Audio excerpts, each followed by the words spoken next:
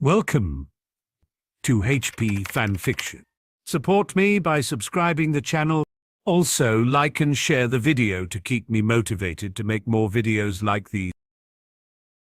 After crossing the channel via the almost completed Channel Tunnel, Pettigrew had made good time through France, skirted south of Switzerland, and struck southeast through Italy, moving down its length. However, while he could speak a smattering of French, he could speak no Italian, so he was unable to make himself understood by the local muggles. Now being forced to steal what food he needed to eat, he'd often use his animagus form to sneak into places and drag away foodstuffs. Then he'd shift back into human form to eat a hearty meal while on the road. He'd also managed to hop on a few trucks and hide on board as a rat when the truck was heading in the right direction. However, he was also starting to get worried.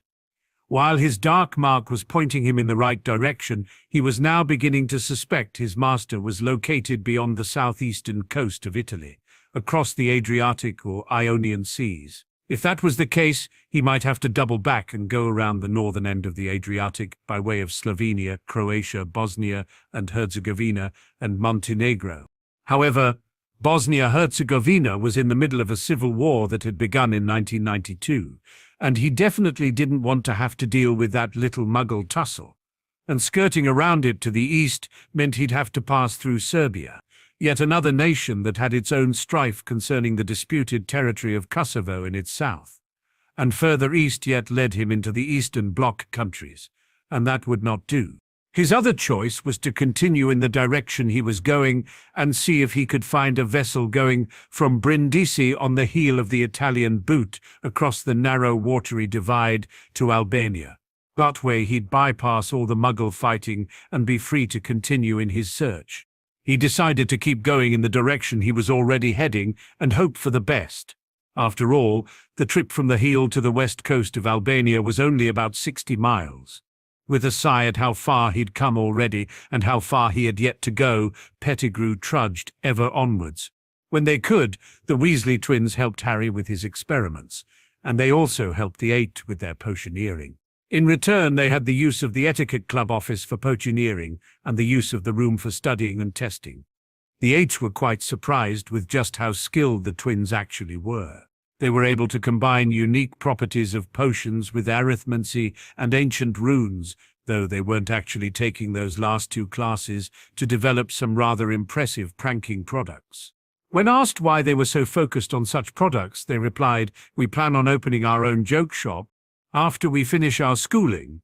We're going to call it Weasley's Wizard Wheezes. You're going to have to develop possibly hundreds of products to make it a viable enterprise," said Daphne. "Working on it," said one. "We've got 2 years to develop what we want to sell."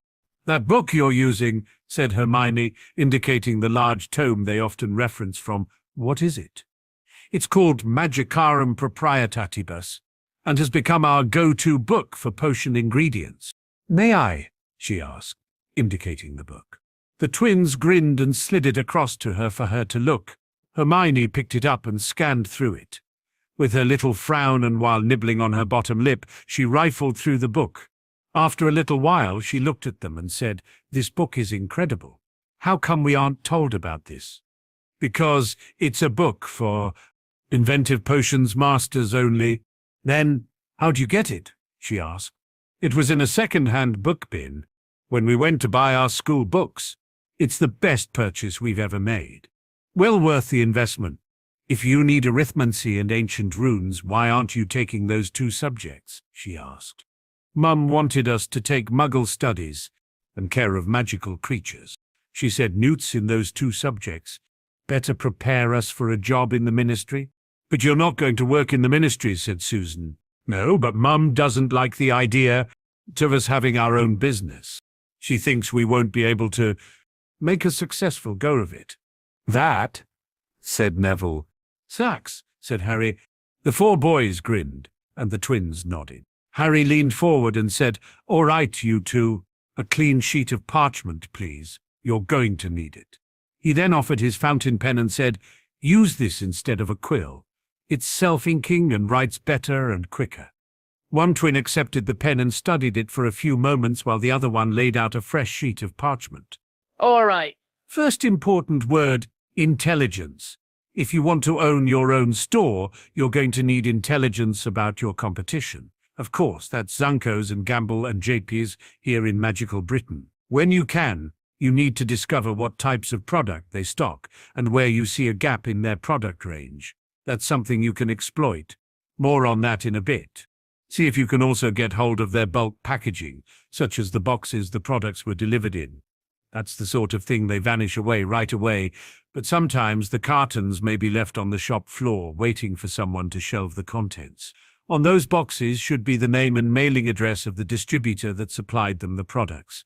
Take note of that for your own records. And they probably have more than one distributor too, so keep an eye out for any more. If you get the opportunity, visit joke shops out in the Muggle world. I've already noticed neither shop sells Muggle joke items. Trust me on this. Muggles are incredibly inventive, and if you don't tell a magical it's a Muggle item, they'd never know. And Muggle joke shops will always have their products delivered from a wide range of distributors, so look around in the big bins out behind their shops for the cardboard boxes that the products would have been delivered within. Second important word, diversify. Don't just stick to joke items. Many similar stores in the Muggle world also stock things like board games and jigsaw puzzles, and other sorts of puzzles.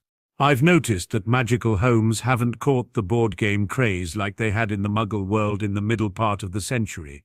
But in homes that don't have televisions, such as all magical homes, board games are a fantastic way for people to keep themselves amused, especially during the long winters. You may find yourselves starting a new craze in the magical world, and make sure you stock a range of both adult and children's games. If you're going to be developing your own products, that is, custom-made products, you're not going to have time to make them and operate the shop at the same time, so you might want to consider setting up a manufacturing plant for such products off-site and hire staff to make them. Of course, that'll also require the development of non-disclosure agreements between yourself and your staff. That might sound like a lot of work, but you'll always make a bigger profit on what you develop yourself over what you purchase from a bulk distributor, so it'll be well worth it to you. Third important word, location. You can run the best store in Wizarding Britain. However, if people aren't and won't be willing to go out of their way to find it, you won't sell anything through it. So the location of your shop is incredibly important. It needs to be where you expect people to walk past it. Walk-in trade is how you grow one part of your business. However, your manufacturing plant should be hidden away. You don't want people to go there unless they're investors. And in that situation, you can take them there anyway. Plus, you know the risks involved in potioneering, especially from explosions. Besides, the rent will be much cheaper if it's out of the way. Don't waste valuable Diagon Alley real estate, for instance, on what's not dedicated to direct selling. Fourth important word, finance. You're going to want to develop a business plan that includes how much product you need to sell to make a profit. It also needs to include things like taxes, payroll, the number of staff you need, a 5-year plan for growth opportunities, how much you're even going to pay yourselves, costs for things like front counter and tills, display cases, shelves, other furniture and the like. In other words, the works. A good business plan will be needed to get the best rates from your suppliers, to develop lines of credit for possible investors to see if you're worth investing in, even for Gringotts to give you a business vault. I don't know what it's like in the magical world, but it's something like about 95% of businesses fail after about 2 years in the Muggle world, and it's mainly because they didn't have in place an extensive business plan. Now, all of that you can research, and should research, before you even think about opening a store. Forewarned is forearmed. And if you fail to plan, you plan to fail. Understand? The boys had been writing away madly. Both kept changing off, and even Susan had to loan her fountain pen to keep up with Harry's instructions and writing it all down. Both boys looked up in a little awe and just nodded. All right. Fifth important word, distribution. As things stand there, your shop is the only outlet for selling your products. That's stupid. Other stores, such as Flourish and Blots, have a mailing list and order catalog system. It's a good idea, so adopt it. especially when a good proportion of your customer base are going to be children who can't go to your physical store because they're in school. Besides, Filch can only scan children for such products when they walk in carrying it. If it's owl delivered, he can't do much about it. And that's also a selling point you can tell the children on the sly. As you'll have an off-site premise as your manufacturing plant, make it dual use. From there you want to also run your mail order service.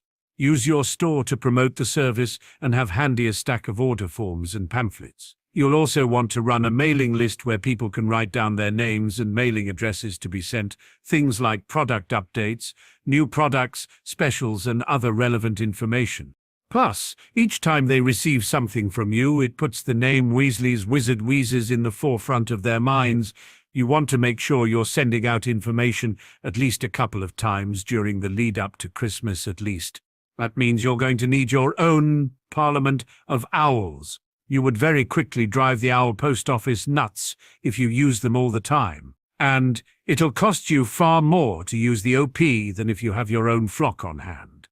When you consider the owls will be worked even harder than Gringotts' owls. Setting up a mailing service is even something you can do before you even purchase your storefront. After all, there's a great many children going through Hogwarts that might like to purchase products. And even if they don't want to buy now, see if you can take their details down for a mailing list. Anyway, even if you won't have need of it for a couple more years. This is called developing goodwill and will establish a client base right off the bat. Sixth word, market.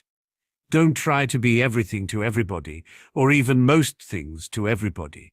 It won't work. Instead, pick a target market. And it can be 2 different markets for the store and the owl mail divisions of your business. For your owl mail side of the business, you may want to just aim your material at children between the ages of 12 and 16. Now, that doesn't mean you won't also sell to others. That's known as the bleed effect. You're just not aiming for anyone else. So you can design your advertising material that goes out that way, accordingly.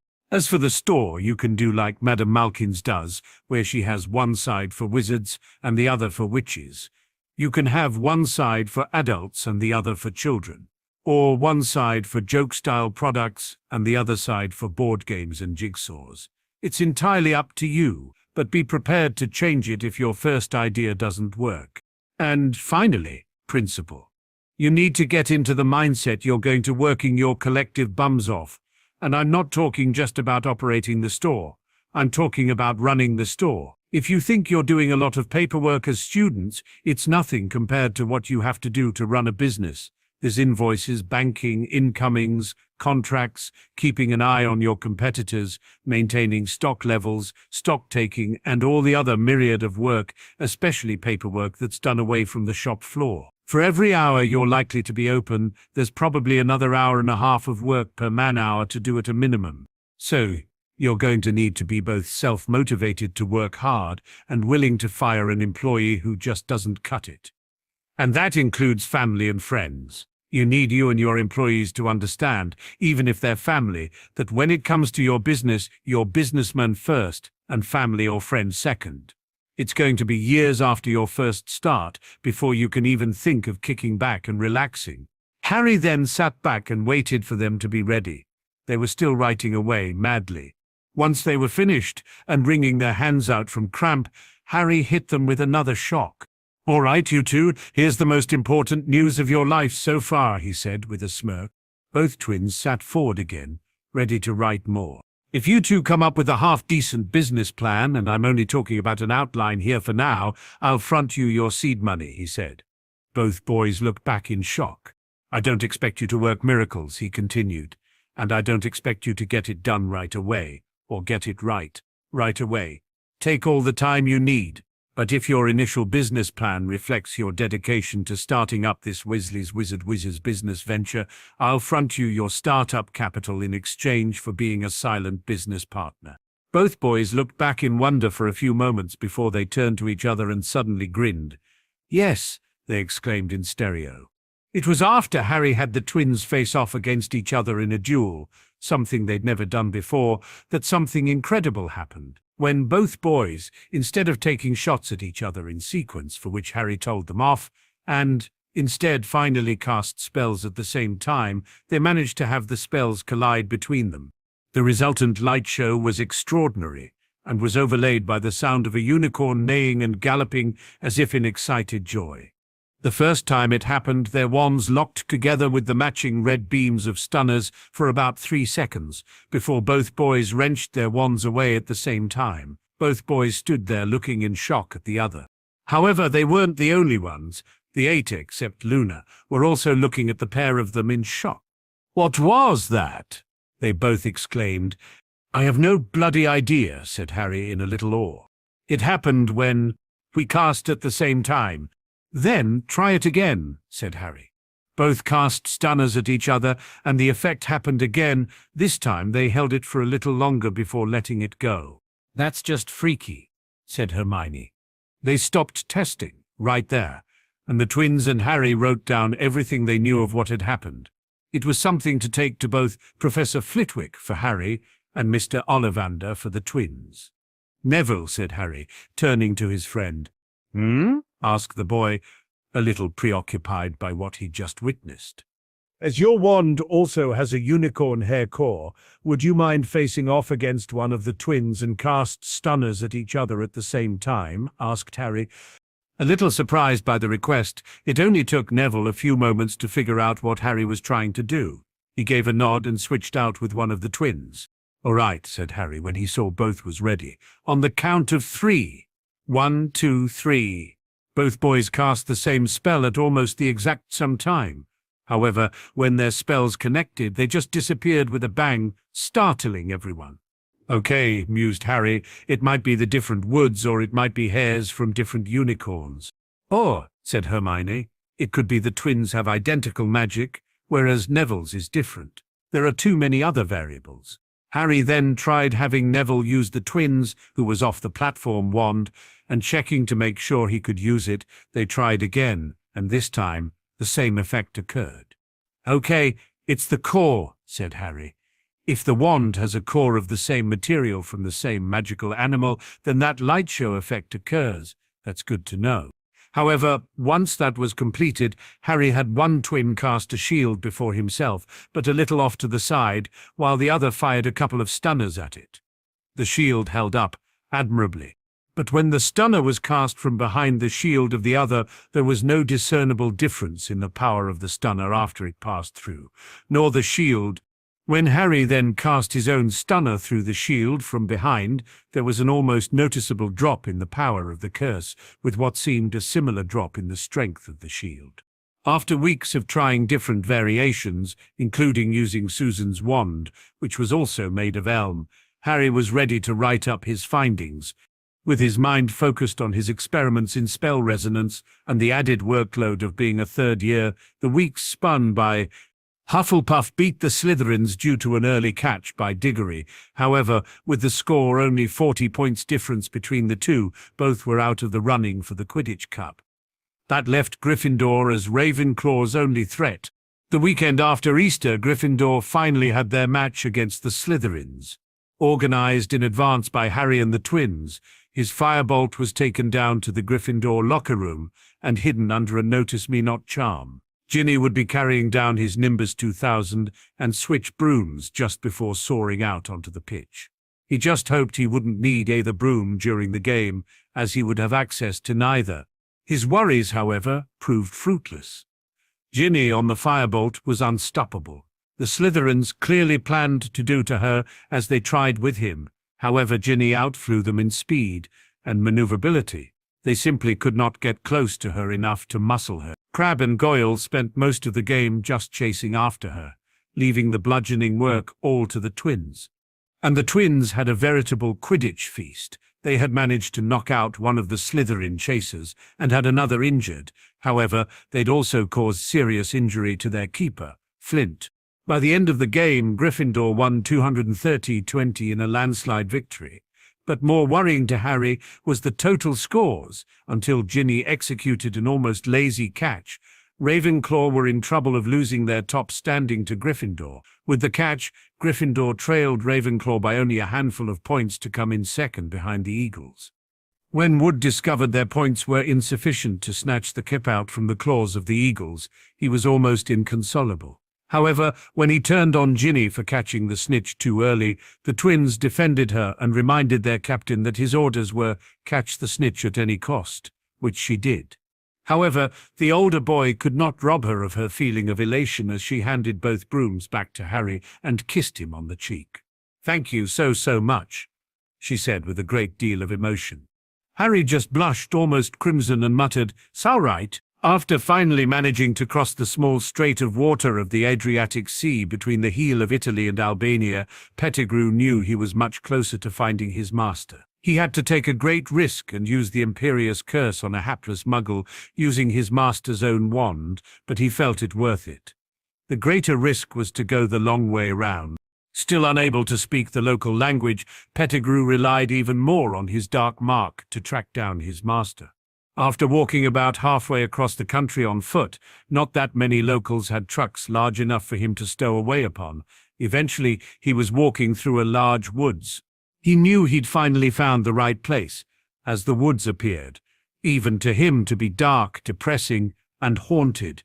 He had managed to find a local villager who spoke a smattering of English, and from that man learned that there had been a palpable air of danger about the woods for over 10 years. However, that danger had seemed to pass a few years ago for about 12 months, but returned for the past couple of years. It was the right place. It had to be. Pettigrew ventured deeper into the woods. He knew he was reaching the end of his search. All he had to do was find what form his master had taken. He doubted his master would still be in the wraith form. About 2 weeks before the start of exams, during the period all professors assigned for end-of-year revisions before exams, Harry learned that Remus had handed in his notice. He quickly ran down to the Doda classroom and its adjoining office to find out why. Someone, and I'm not saying who, let it slip to the media. "I'm a werewolf," explained Mooney. "From experience, I've found the best thing I can do is resign before it becomes an issue."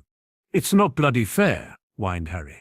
No, it's not," sighed Remus, as he put the last of his personal effects in his trunk. "However, this is the way it is." "And you're not prepared to fight it?" asked Harry, not a little accusatory. With another sigh, Remus replied, "This is not the first time something like this has happened, and I have attempted to do so in the past. However, I have come to understand the laws in magical Britain are simply too biased against werewolves for me to get a fair hearing. We are seen as dark creatures, and dark creatures have no rights." Harry grumbled in annoyance in response. Remus gave a weak chuckle back and said, "It is enough for me to know you don't feel that way, Harry. But have no fear, I'll still only be a miracle away at the Black House with Sirius." With that, his honorary uncle placed a levitation charm on his trunk and magically leashed it behind himself as he made his way out of the classroom. With the year winding down, Hermione was almost frantic with worry over end-of-year exams.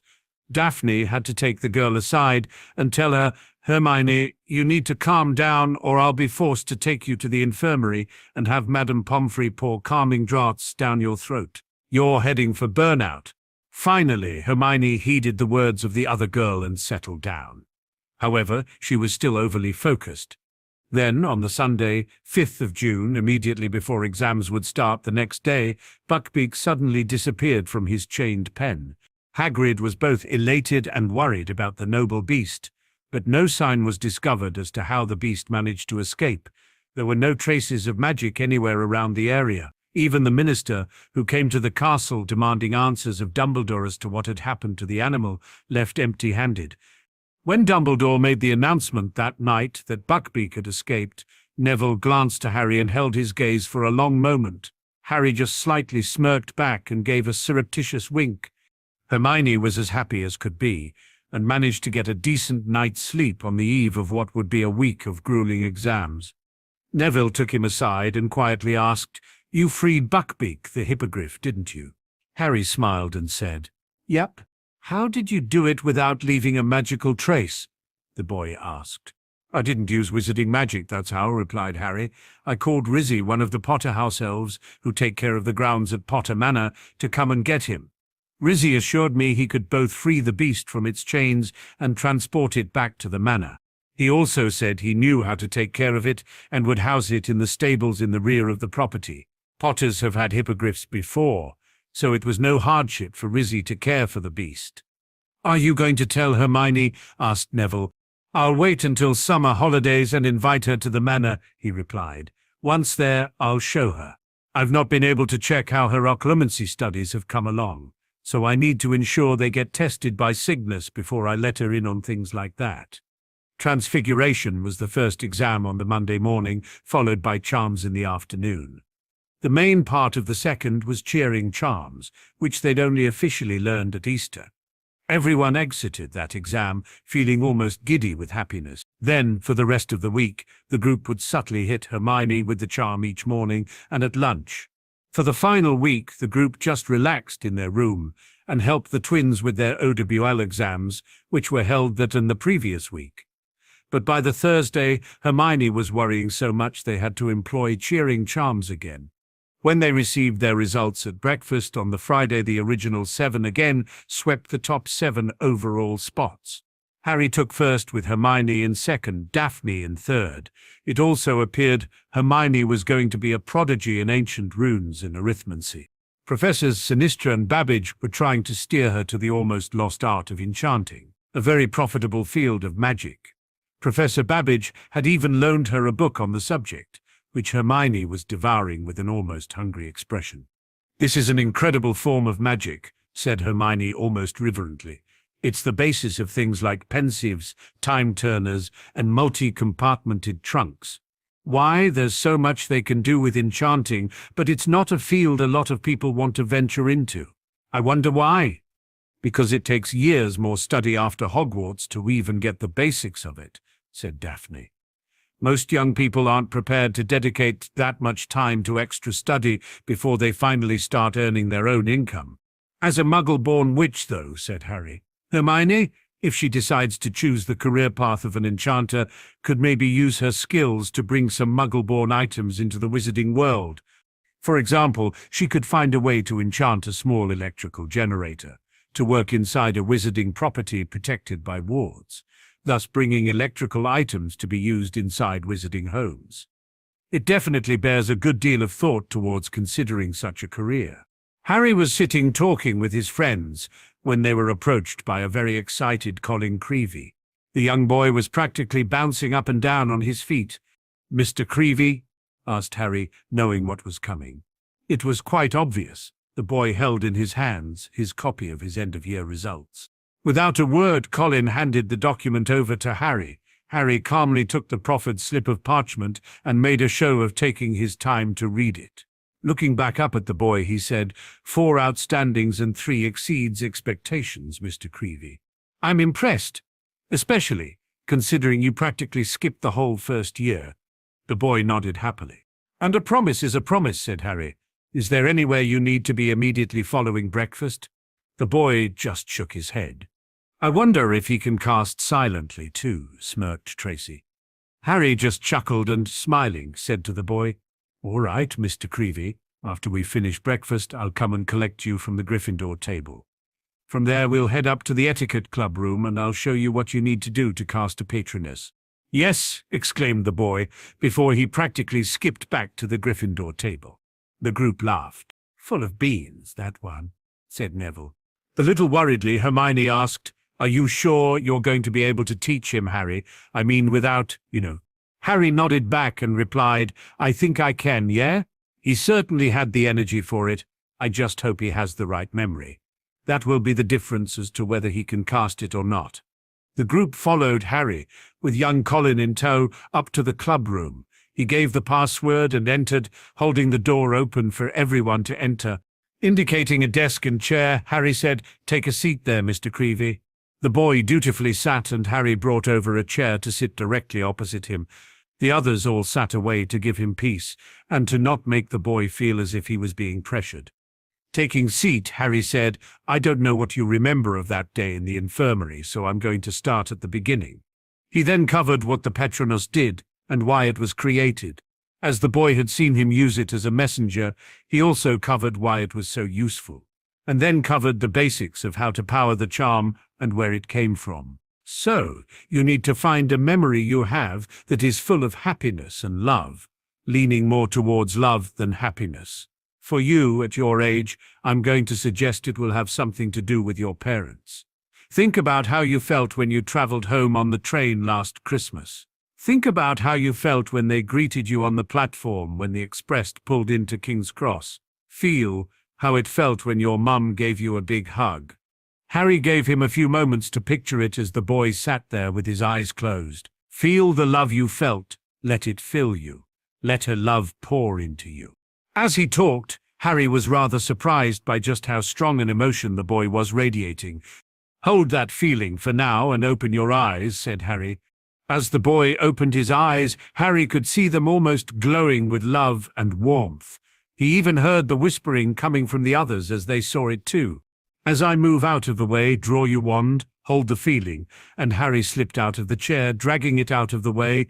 Young Colin, with an almost beatific smile on his face, effortlessly drew his wand. "Now, while holding the love within you, point your wand, push with your magic and incant expecto patronum to get your Patronus." Not waiting for Harry to finish, Colin incanted expecto patronum. The almost corporeal form of a small dog erupted from his wand and bounded across the room. "Push with more magic, Colin. It's almost there," instructed Harry. And almost suddenly, the small dog solidified into the corporeal form of a Jack Russell Terrier. It looked around a bit before it bounded around to stand in front of the desk where Colin was sitting, its small tail wagging madly while it looked like it was panting. "All right, Colin," said Harry gently while wearing a big grin. "Release it now." And the terrier faded away. With a sigh, more felt than heard, Colin slumped in his chair. He was grinning like a loon with happiness. The others in group came over to congratulate him.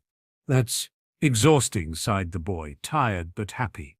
With a grin and nod in return, Harry said, "It's very powerful magic, Mr. Creevy. It takes a lot out of you." The boy sat up a little straighter then, and with an almost pleading expression asked, "Can I do it again?" Harry chuckled and said, "How about you try again in about 5 minutes, all right? Give yourself a chance to fill up with magic again."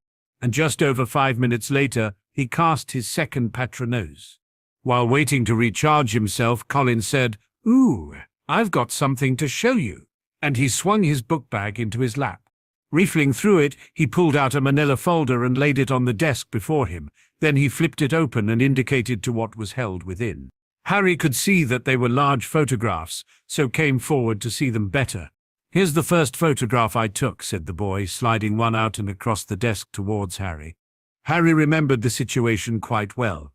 It was the day after they'd arrived back for the beginning of second year when Colin almost shoved the camera in Harry's face without asking. It was a good picture. The boy then began to show them all other photographs he'd taken. They included scenes of the castle taken from up near the front gates, one from when he was clearly riding in the boat on his first approach to the castle to be sorted, another of clearly friends hamming it up and waving to the camera, a couple of beautiful candid shots of students and staff. "Mr. Creevy, these are incredible," said Luna. "You have a gift." The boy nodded happily. "I want to be a journalist photographer when I graduate. I'd love to be able to take photographs as a professional photographer." "You certainly have the talent," said Daphne. After one last cast where Colin succeeded at casting the Patronus without Harry's coaching and used it to send a message to his little brother for which he was suitably chastised, they sent the very happy boy on his way. "He really is a good photographer," said Luna. "I wonder if Daddy can offer him the occasional piece of work." After the leaving feast the night before, where Gryffindor won the House Cup, the 8 were soon on the express heading back to London. Between them, they were making plans for what to do over the summer break. "So, Hermione," said Harry, getting his protectee's attention, "I'd like you to come to Potter Manor for one day of the break with me and Daphne. There's a couple of things there you need to see."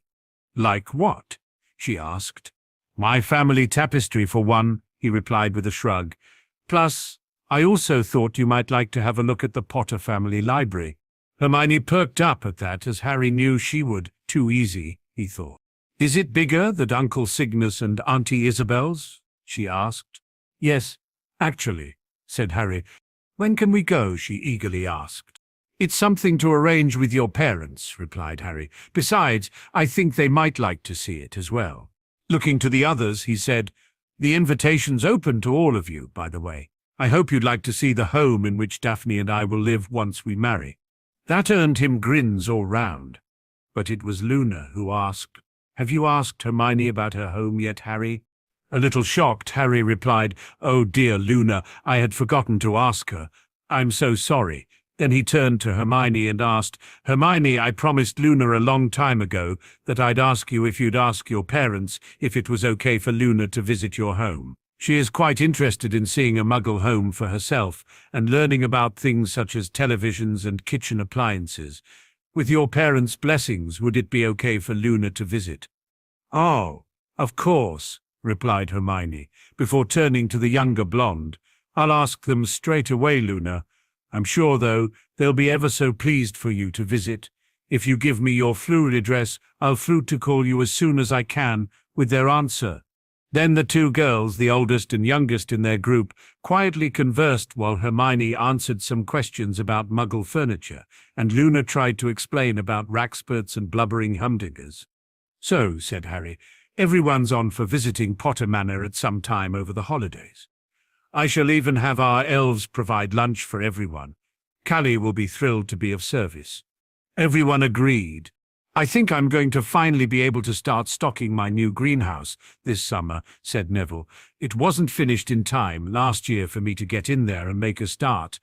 How are you going to care for the plant life if you're going to spend 9 months of every year at Hogwarts? Asked Hannah. I haven't thought that far through yet, the boy said. I think I'm going to have to purchase a house elf to look after it for me while I'm away. If you need the loan of one, in the meantime, said Harry, I'll tell Rizzy, my outside house elf, to come and give you a hand. He's supposedly well trained on working within a greenhouse. That made Neville happy. Thanks, Harry, that would be appreciated. Then Rizzy can teach the house elf I buy how to do the job too. It's no problem, Neville, replied Harry. I know Rizzy is not feeling all that happy at the moment, because there's only a very small section of the Potter greenhouses operational and only one animal to feed. After arriving at the station at King's Cross and bidding their other friends a safe trip home, Harry, Daphne and Astoria travelled back to Greengrass Estate with the elder Greengrasses and the Grangers. They headed over to the old Midland and Flewed home. This time, the Greengrasses and Harry to Greengrass Estate, and the Grangers to Dagworth Granger Manor. Of course, the first few days were telling Cygnus, Isabel, Sirius and Remus all about the year that they hadn't covered in their letters, something which had also abated somewhat this year due to the greater workload of classes and assignments. Plus, it was really the first time in a long time that Harry had sat down with Astoria to talk. After she berated him a little for not spending enough time with her during the school year, and Harry apologizing profusely and telling her he thought she would much prefer to spend time with her new friends instead of an old fuddy-duddy like him, she told him about her new friends and her new mortal enemy. Oh, asked Harry, and who would this foul villain or villainess happen to be who has the ire of my favourite future sister-in-law? Her name is Romilda Vane, spat Astoria. She's a cow. The old heifer thinks she's better than everyone else and better looking than everyone else. But we know that's not true, don't we, Tori? Said Harry with a smile. I don't even have to know what she looks like to know you're more beautiful than her.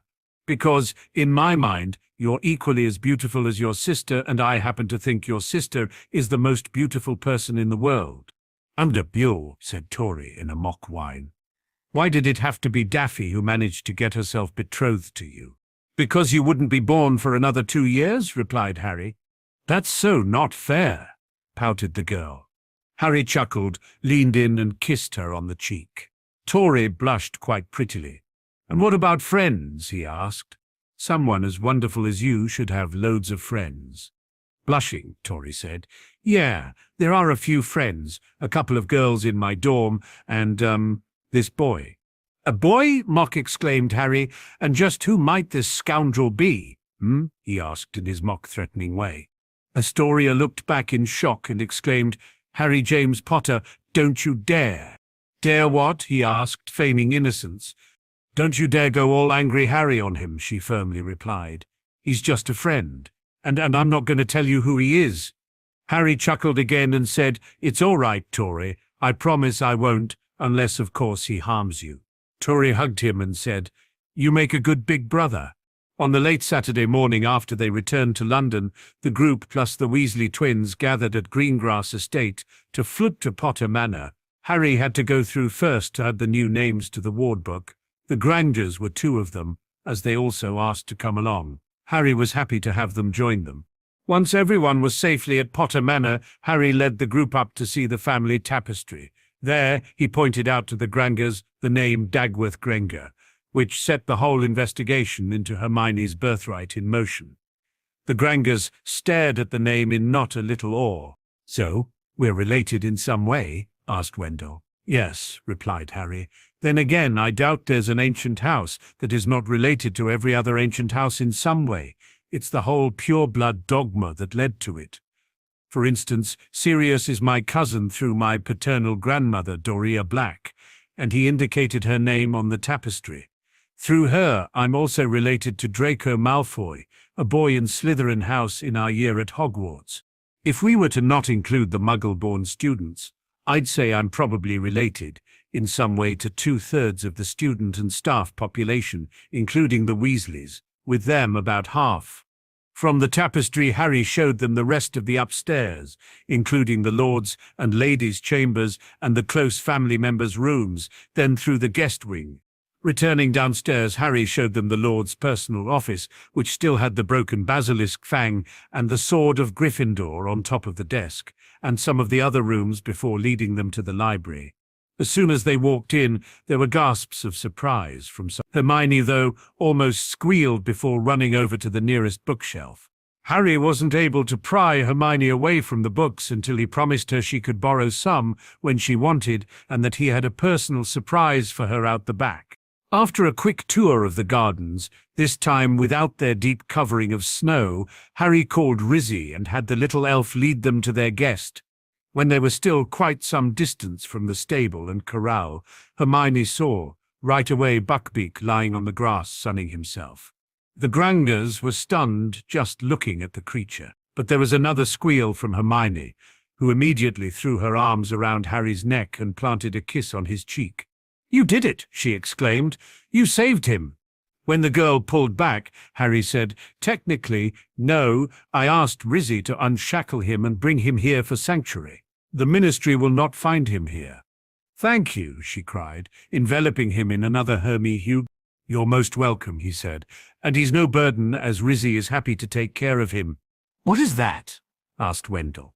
"It's a hippogriff, Daddy," exclaimed Hermione. "His name's Buckbeak." Hermione then walked forward towards the head of the beast. Monica looked ready to dash out and pull her away, but Harry grabbed her by the arm and quietly said, "Just watch, Monica. Hermione knows what she's doing." Hermione walked head-on to the animal and stopped about 5 feet short. Buckbeak warily watched her approach. Hermione waited a few moments before she dropped into a slow curtsy, and waited. A few moments later, Buckbeak gave her a returned nod, and she moved forward again with a wide smile. She stood there gently brushing down the beast's neck for a few moments and talking softly to it. Returning to the beast's front, she backed away for a few feet before, once more dropping into a curtsy. The gesture was returned, and Hermione happily returned to her parents. "And what was that all about?" asked her clearly shaken father. "I was paying my respects, Daddy," she smiled. "He really is a wonderful animal." "Please don't do anything like that in front of us again, do you hear?" asked her shaken mother. "We're taught how to be safe in care of magical creatures, Mum," she soothingly replied. "I would not have approached any closer if Buckbeak didn't bow back, I promise. Once he bowed back, though, I was completely safe." "But still," her father sighed, "it was disconcerting to see you so close to that sharp beak." After they returned inside and enjoyed a wonderful lunch prepared by Callie, who was almost in heaven cooking for such a large group of people after such a long time, it was time to leave the manor. From Potter Manor, the wizarding adults who'd accompanied them returned to their own homes, while the 8 and the Weasley twins headed for Dagworth Granger Manor. On exiting the flue, Harry almost lost circulation in his thighs when Dobby hugged him. The great and wonderful Happy Potter, sir, is visiting Dagworth Granger House. Dobby is so happy." "Hello, Dobby," replied Harry. "I've heard you're very happy here." "Oh, yes, sir," replied the elf. "The Grangies are wonderful masters and mistresses." Harry smiled back at the elf and said, "I'm happy for you, Dobby." Hermione then gave the Wizarding World-raised children a demonstration on how the television, VCR and stereo worked, including how they were powered before moving into the kitchen and showing them the appliances in there. Luna was chock full of questions, as were the twins. "Dad would love to come here and see all this working," said one of the twins. "He has his own collection of plugs and batteries," said the other. After their quick trip around the house, Wendell set the VCR and television going with a showing of Star Wars, a favorite in this household. The group were completely spellbound for the 2 hours it took to play. They barely noticed when Dobby produced popcorn and butterbeer for them all. When it finished, the excited wizarding teens were just about jumping up and down. The twins tried to reenact some of the scenes within the movie, and there was a lot of "May the Force be with you" in deep bass voices. Wendell rolled his eyes and muttered to his wife, "I wasn't that bad, was I?" "Only for the first day or two," she replied, just as quietly with a smile. "It's hard to believe it's been more than 15 years since that movie came out," sighed Wendell. "You forgot you took me to see it on one of our dates?" he asked, almost dangerously. No, said Wendell, not falling for the obvious trap. "It just feels like only yesterday when we were married." When Monica smiled back, Wendell breathed a mental sigh of relief. "Ducked that one?" Turning to the group, he said, "All right now, unless you have permission of your parents to stay longer, I think it's about time everyone headed home." "Can we come back and see?" asked one twin. "More of those moving pictures another time?" asked the other. "With the permission of your parents, of course you can," replied Dan. "Before the twins, Daphne and I leave, though," Harry said to Wendell, "I wanted to ask if you have any board games in the house. And jigsaw puzzles? I want the twins to see some different types."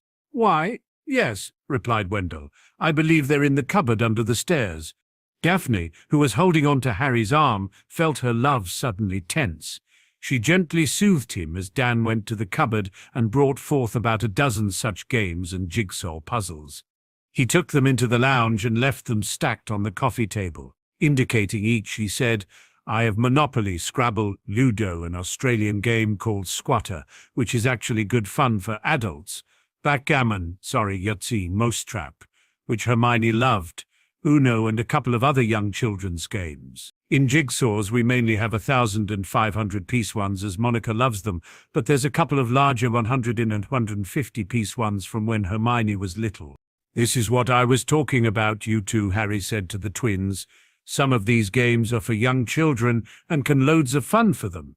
Others, such as Backgammon, which is a strategy game, Monopoly and Scrabble, are for the olders. The same applies to the jigsaws. These are mainly solitary activities for a person to do, and all of them can take many hours from start to finish. Some jigsaws can take weeks to complete. If you add these sorts of things to your product line, you can easily create a new craze in the wizarding world. And most of these games will run you about 2 galleons retail. Of course, they're much cheaper when you buy them wholesale to sell. I firmly believe they will be a big seller in your store. And they're also packaged, as you can see, to allow them to be easily displayed. The packaging itself acts as a display. These are brilliant," said the twins in excitement. "What's even more brilliant," said Harry, "is that this is only a very tiny example of what's available out there in the Muggle world. There are literally thousands of different games available on the market today. Your job is going to be talking to the Muggleborns and raised to get an idea of what they and their parents loved and stocking those." Indicating each, he explained, "Games such as Scrabble, Backgammon, Monopoly and Ludo have been around for many, many years, and yet are still a big seller even today. I doubt there would be a single home in Muggle Britain, at least, who does not own or has not at least played Monopoly and Scrabble on more than one occasion. At the minimum, you should be stocking those, plus much more, in the board games section of your store. The same also goes for a wide range of jigsaw puzzles. However, you're also going to be limited to games that do not have an electronic component, that is, ones that require batteries." However, all such games that require batteries by Muggle law must state it requires batteries, together with what size of battery, on the packaging. You simply do not stock those games, until at least you are able to get past the problem of magic destroying them. The twins were even more excited about the games and jigsaw puzzles than they were about the movie when they left. They were already talking about how best to market the games to the wizarding world when they left. Pettigrew had finally found his master and, on no sooner finding him, was given a task to complete. The Dark Lord, through minor legilimency from the body of a snake it currently inhabited, told him he needed Pettigrew to break into the local Muggle healer's office. That night, Pettigrew was in his animagus form and watching the local Muggle healers. He was waiting for them to close so he could break in and go through their files. His master told him that the local Muggle healer would have extensive files in a filing cabinet, usually behind the receptionist's desk. In those files, he was to search for the details of a young pregnant woman. The woman must be ready to give birth within the next couple of weeks. Once he had the details of the woman, he was to go to her home. If others lived there, he was to kill them. Then, using the Imperious Curse, he was to force the woman to walk into the woods with him, back to his master. The Dark Lord had also been teaching Pettigrew certain spells.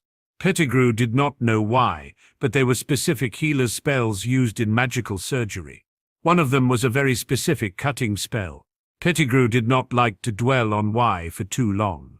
Back at Greengrass Estate the next morning, Harry sought out Cygnus.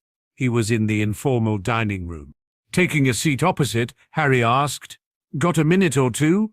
"Of course, Harry," replied the older man. "What can I do for you?" "I'm wondering when it was that the Ministry claimed Potter Cottage in Godric's Hollow. According to my property portfolio, I actually still own it. However, they've claimed it and made it a monument to the end of the war." "Ah," said Cygnus, understanding. "Yes, they did that very shortly after Voldemort was destroyed." "Well, were they legally allowed to do that?" asked Harry. "I mean, all right, they can claim it as a monument, but as I still actually own the property, shouldn't they have bought it from me, my estate, I mean, or at least be paying rent?" With a frown, Cygnus asked, "You mean they're not?" Harry shook his head. "Not one knot is finding its way into the Potter accounts, so I figured either they've completely forgotten they need, or someone is pocketing it before it gets to you," finished Cygnus. The older man sat back and thought. Harry watched him and, knowing the man now, waited for him to figure it out. "I remember voting on this soon after the war," mused Cygnus, leaning back. "I recall we made a decision, and I recall that decision would definitely not have seen the property effectively stolen from you. Merlin, everyone thought you and your parents heroes. No one would have stood for you being cheated of your money." Leaning back forward and resting his crossed arms on the table, he continued, "No, there was definitely an agreement to pay rent with an option to approach you when you were old enough to purchase the property from you." Harry sighed and said, "I'm not too fussed over the lack of rent being paid. As you understand, such monies represent an almost insignificant fraction of the Potter wealth. However, I find myself quite annoyed about being cheated of the money." "As would I," sighed Cygnus. "So I'm thinking of letting my inner Slytherin come out and play over this," said Harry, carefully watching his future father-in-law. Watching back carefully with a slight smirk, Cygnus asked, "Oh?" With an answering smirk, Harry replied, "It should not be too difficult to track down who it is that's diverting the money into their own vaults. They will most definitely be working for the Ministry. We only need to follow the money trail from the public records to find them. That is, which department authorizes the ongoing payments, who signs off on it, who's responsible for making the transfer occur, etc. Along that line, we'll soon find who's diverting the funds and where those funds are going. Now comes my inner Slytherin. We now have a hold over that particularly disgusting individual through holding the evidence." Sitting back again, Cygnus grinned back and asked, "And if it's the minister?" Still smirking, Harry replied, "Then we squeeze his nads until he squeals like a little girl, and get everything out of him we want whenever we want." Cygnus roared with laughter. After he'd calmed down a bit, Harry said, "However, if the miscreant who's pocketing the money is pretty much worthless to us, Aunt Amelia gets a flu call."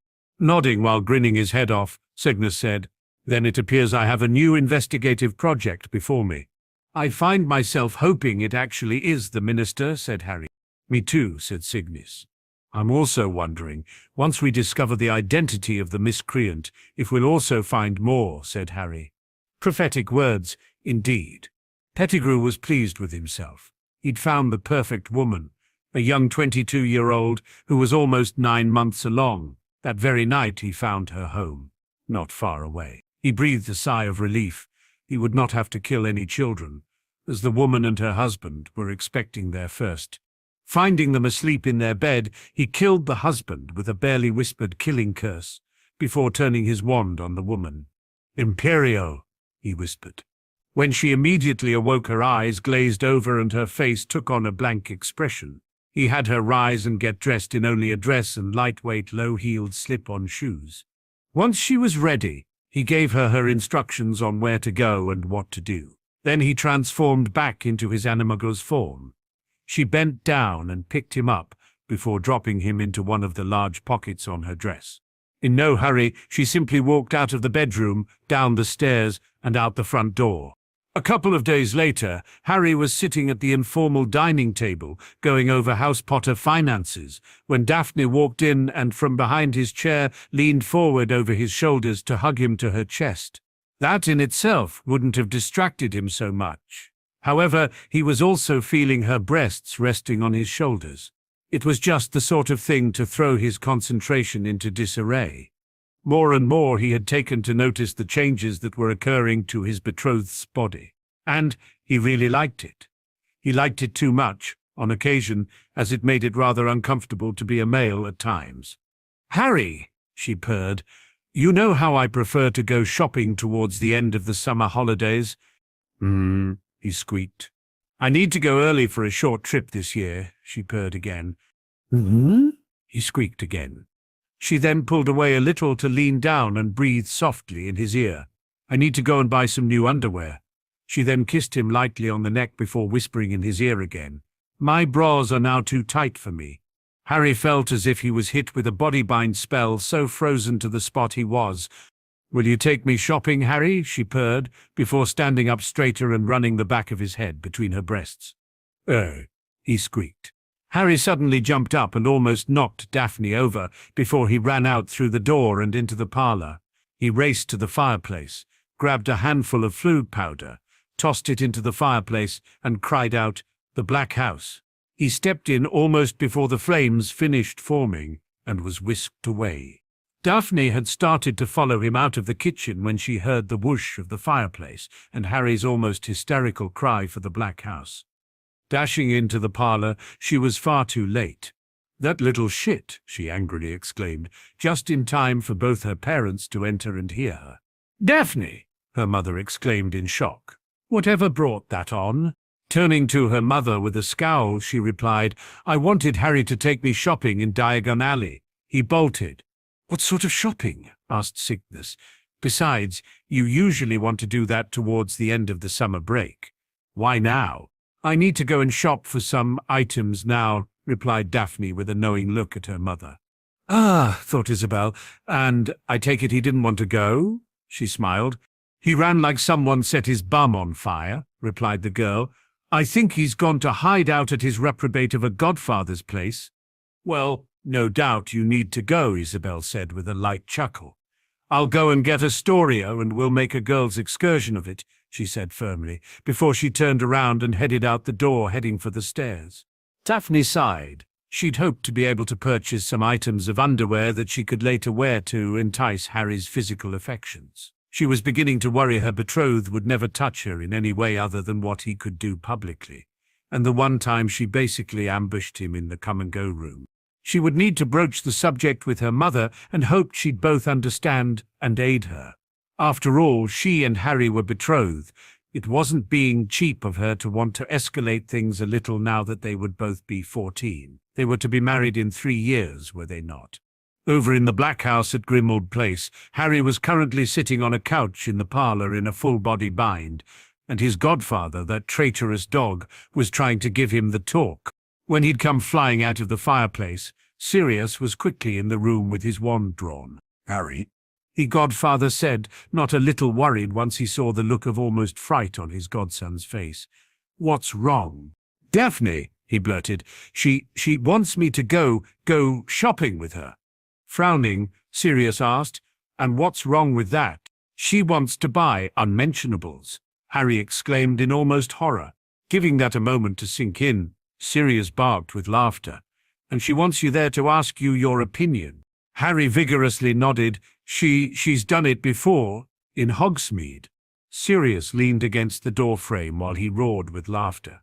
Eventually, he couldn't stand any longer and fell to the floor laughing himself silly. "It's not funny, Sirius," said Harry, a little hurt at his godfather's reaction. After managing to get control of himself, Sirius said, "Oh yes, it is, pup, but not for the reasons you think." The look of confusion his godson returned to him had Sirius chuckling again. "Harry, she wants you to know what she's going to be wearing under her clothes. She wants you to be thinking about that." "But why?" the boy pleadingly asked, begging to know. "Because she knows what effect it will have on you," replied Sirius. "She wants you to have a physical reaction to her when you look at her." Harry looked confused for a moment before he suddenly looked back in horror. "You mean she knows what I'm thinking?" And he blushed mightily. Sirius looked back and gently said, "Of course she does, and she wants you to think of her that way, in a sexual manner."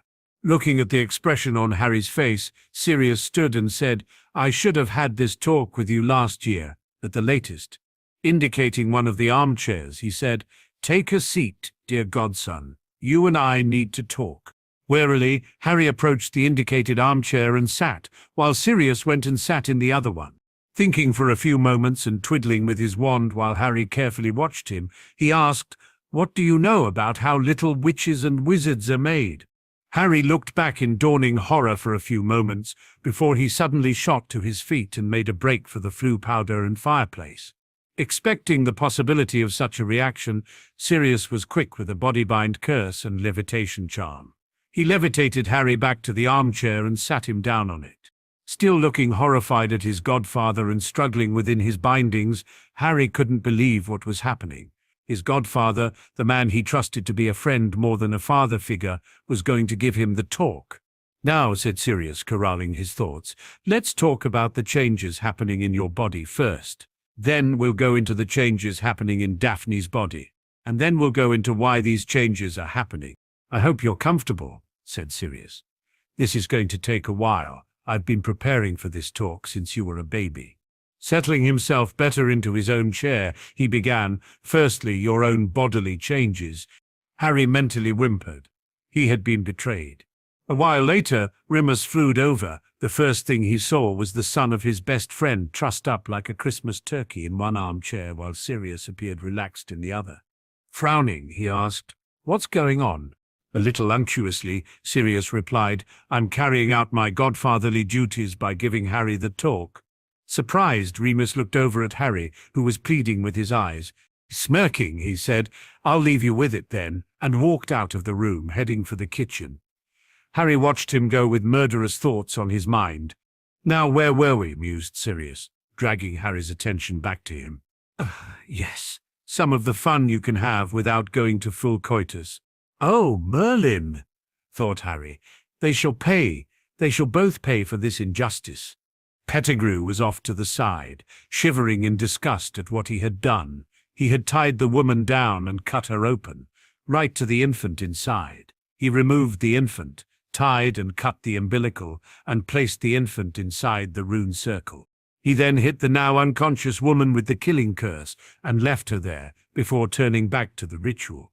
Following the chant precisely, he bound the spirit of his master, who had just released itself from the snake, and possessed the child. Quickly, he held the container of the snake venom milk potion to the lips of his newly reborn master so that he could drink it. It didn't take long after that. The possessed infant screamed out in hideous pain before it began writhing in agony. Slowly, the skin darked, The nose receded, and the eyes changed to the normal red of his master. After no more than a minute, the now deformed infant looked at his minion and in that high-pitched raspy voice said, "Wormtail, you have done well. Again I am reborn, and soon I shall have a more normal body. However, first we must gather information before our return to dear old England and magical Britain. Prepare yourself for travel. I want you to go to the magical community of Albania and gather information. You are to return each night." "Yes, master." Pettigrew bowed and scraped. After Harry had made a run for it from Greengrass Estate, Daphne fumed for a while. She had wanted the outing to be her and Harry. She wanted him to see what underwear she wanted to buy to feel sexy for him. Yet he'd run as if it was the most horrific thing she could do to him.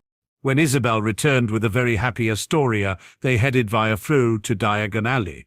"Now, Daphne," said Isabel, "I take it your bust has grown, or is about to grow beyond the current sizing charms of your bras." "Yes, mother," sighed Daphne. "However, I don't just want practical, if you know what I mean." She was worried her mother was going to get upset with her. However, she did not. Instead, she smiled in that knowing fashion her mother had. "Indeed, I do," Isabel said with a smile. "I completely understand. So we shall go for lace and something that will allow a bit more low cut, yes?" Harry is nothing but a complete gentleman," Daphne stuttered. "But as we only have 3 years to go until we're married, and we've been together for 3 years now too." "Ah," said Isabel, "you want to introduce him to the girls, yes?" Daphne blushed. "It's all right, Daphne," soothed her mother. "You're right. You are betrothed and will be married. It's not as if you're intending to spend any time with any other boy. We shall see what they stock and make the right purchases. All right?" Daphne nodded, relieved, and said, "Thank you." "However," said Isabel, "we also need to have a look at the ball gowns, something suitable for a Yule Ball." Daphne groaned and asked, "I'm not going to have to attend the ministry Yule Ball, am I?" "No, dear," replied Isabel. "However, there may be a Yule Ball at Hogwarts this year, and you may want to attend on the arm of your betrothed." Daphne looked sharply at her mother and frowned. "You know something." "I do," replied Isabel. "However, we're not to speak of it except to ensure you are suitably packed when you leave for Hogwarts, to be suitably ready to be attired for a Yule Ball." "Then I'm going to need something warm," said Daphne, thinking of the Scottish climate at Christmas. "Something I can also wear a winter cloak over. Something that will go well with Harry's eyes." Suddenly looking at her mother, she exclaimed, "We need to teach Harry how to dance." After Harry had returned to Greengrass Estate, he retired to his room. He didn't come down until it was time for dinner, and then kept counsel to himself. Every time he caught the eyes of his betrothed, he'd blush and look away. Again, straight after dinner, he headed for his room. He was hiding out in there and doing his summer homework. However, Daphne wasn't going to allow him to do that. He was working on his arithmancy assignment when he heard a knock on his door.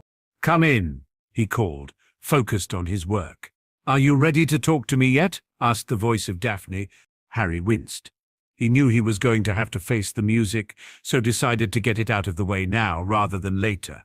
He put his fountain pen down and turned to his betrothed, where she stood just inside the door. "I'm sorry," he said, eyes downcast. "You ran from me," she said slightly accusingly. "I did," he replied. "If you didn't want to go shopping, you could have said so," she said. "I panicked," he said. "I couldn't handle going through what you put me through in Hogsmeade that time. You don't know what it does to me." "Of course I do," she said, "but I'm trying to get you used to knowing me. All of me. We're to be married in 3 years, and we've already been together for 3 years. Don't you think it's time to drop some of the barriers between us?" Harry blushed. "I'm struggling. I want to do things with you, but I don't want to either betray your trust or act anything other than a gentleman." With a sigh, Daphne came over and motioned for him to spin his chair around a little. When he did, she plunked herself onto his lap. "Besides," he said with a bigger blush and a sheepish grin, "I didn't get off scot-free anyway." "What do you mean?" she asked. "Almost as soon as I arrived in the Black House, Sirius bound me and spent the next 2 long and excruciating hours giving me the dreaded talk," he said, blushing and looking away. "The talk?" she asked. "Oh, That talk, and she laughed. He nodded, still looking away, and said, and Sirius is serious about talking about sex. He went into a lot of detail. I hope you were paying attention, she said with a chuckle in her voice. In shock, Harry turned to look directly at her. What? He asked. Eloquence, Mr. Potter, she chided him. I hope you were paying attention, and he also covered things we can do without going to intercourse. Harry blushed and turned away. Again. Well, yes, he did, he quietly replied. Good, she said. Mother told me quite a few things too. We should compare notes sometime. After a few moments, he asked, Are we ready to take things further? It was a few moments before Daphne replied, a few moments that felt like hours to Harry. I think so, she slowly replied. But not here, though. It'll have to wait until we're back at school. Mother seems to understand, but I'm sure Father wouldn't be so open-minded, and I don't want to create problems where no problem needs to be. Sirius told me some things I can do for you, Harry said haltingly. I promise I'll never take things faster than you're ready for, but you're also going to have to help me out there by telling me when you are ready. I can do that, she replied. Wanting to change the subject, he asked, And did you manage to get shopping done today? I did, she replied. Mother took both me and Tori. We made a girl's day out of it, and I did buy that new underwear too, plus a little something extra. Is this little something extra something I'm going to like? He asked, a little cheekily. She smirked back and said, If you'd come shopping with me, you'd know. Now, you're going to have to wait until I'm ready to show you. Harry mock-sighed, which earned him her feminine laughter in return. Though he did not know why he had to take dance lessons, Harry was all for it when he learned he would get to hold Daphne close in full view of everyone while he was taught. For that alone, he was willing to learn. It was also the first time he'd spent so much time in the Greengrass Estate ballroom. He had thought the room quite small for a ballroom when he'd seen it before. However, once Isabel started to give them lessons, she'd done something, and expansion charms enlarged the room out to quite a size. All right, said Isabel, I've chosen these dimensions because if there is a Yule Ball at Hogwarts this year, then it's in the Great Hall they will hold it. Of course, as soon as he learned each dance move and sequence, it was learned permanently. So Isabel was able to teach them both advanced moves. In a waltz, he learned moves such as the basic box step, closed and open changes, natural spin turn, the broken wing, the whisk, the wisher and chase, underarm turn, and others. Once they'd been learned, they memorized sequences or patterns of steps. To make it easier for Daphne, Harry learned the patterns she already knew, and they practiced those for a while. But they also learned others. However, when Isabel decided to teach them the tango, Harry and Daphne both seemed to be constantly blushing. It was a very sensual and powerful dance. If there was to be a Yule Ball at Hogwarts this year, they were going to knock the socks off the other students dancing. She has to put her what where, blurted Harry when they were first learning the dance positions. In the embrace position, her hip is put against the pocket of your hip, Harry, just outside your groin, said Isabel, before she went into a story of what the dance means. The tango, as it is normally done here in England, is almost lifeless when compared to the original, the Argentine tango. When done properly, the tango is a man and woman in search of each other. It is the search for an embrace, a way to be together when the man feels that he is a male and the woman feels that she is a female, without machismo. This is a dance that is supposed to express most of the emotions that might exist between a man and a woman: passion, excitement, love, romance, tenderness, sadness, anger, and even silliness. The tango does not have to be somber, nor does it have to be so cold as it is done here. She likes to be led, he likes to lead. The music arouses and torments. The dance is the coupling of two people, defenseless against the world and powerless to change things. This is the best definition of the tango as a dance, I think. And it requires you to just feel the music. Let it fill you and dance accordingly as one. Once he was able to just relax into the music, Harry found Isabel hadn't led them astray. Once you allowed the music to guide you, its rise and fall, its emotion, the two of you danced as one with the music. You forgot all that was happening outside of the two of you. They finally stopped after 4 hours. To both teens, the last two felt as if a mere 10 minutes had passed. "Wow," said Harry. "That was quite intense," said Daphne, staring back into Harry's eyes. "Yes," he replied. "That was truly magical, children," said Isabel. "You moved as if you were of one mind, one soul." "It felt that way," said Harry. "Its own kind of magic." "One mind, one soul, one heart, one goal," said Daphne softly. "Yes, well, we shall practice more tomorrow," said Isabel, shaking herself out of her own thoughts. "I'm truly interested in seeing how you fare with other similar dances. Perhaps you can do that with the Viennese waltz too." All three left the ballroom lost to their own thoughts. Pettigrew turned away in disgust as he saw the large green snake begin to swallow whole the body of Bertha Jorkins, a 40-something witch from the British ministry who had been holidaying in Albania and whom Pettigrew met at an inn in the local magical community while awaiting a delivery of unicorn blood. After he discovered she worked for the British Ministry of Magic, he cast upon her another quick, imperious curse and took her back to his master. He hoped she'd be able to provide more recent information on the goings-on in magical Britain. And that she did. Riddle learned she'd been memory charmed by Barty Crouch Sr., as she'd discovered his son, Barty Crouch Jr., was being held there under the imperious curse. He also learned that Hogwarts would be hosting the Tri-Wizard Tournament this year, and the date of the final task occurred on the late afternoon, early evening, just 3 days after the summer solstice. It was also the evening of a full moon. The night was chosen so the spectators would have sufficient light, so they could see over the hedges of the maze in the third task. But it also tied in perfectly for the date of a ritual Riddle could perform to see himself resurrected. "Wormtail, you have done very well," said Riddle. "Miss Jorkins provided us with some very important pieces of information which will aid me in my resurrection. Once Nagini has finished devouring her meal, we must make haste back to Britain, and there's not much time to do so." "But, Master, the auras are searching for me," said Pettigrew. "If I use too much or too powerful magic, they will be on us in minutes."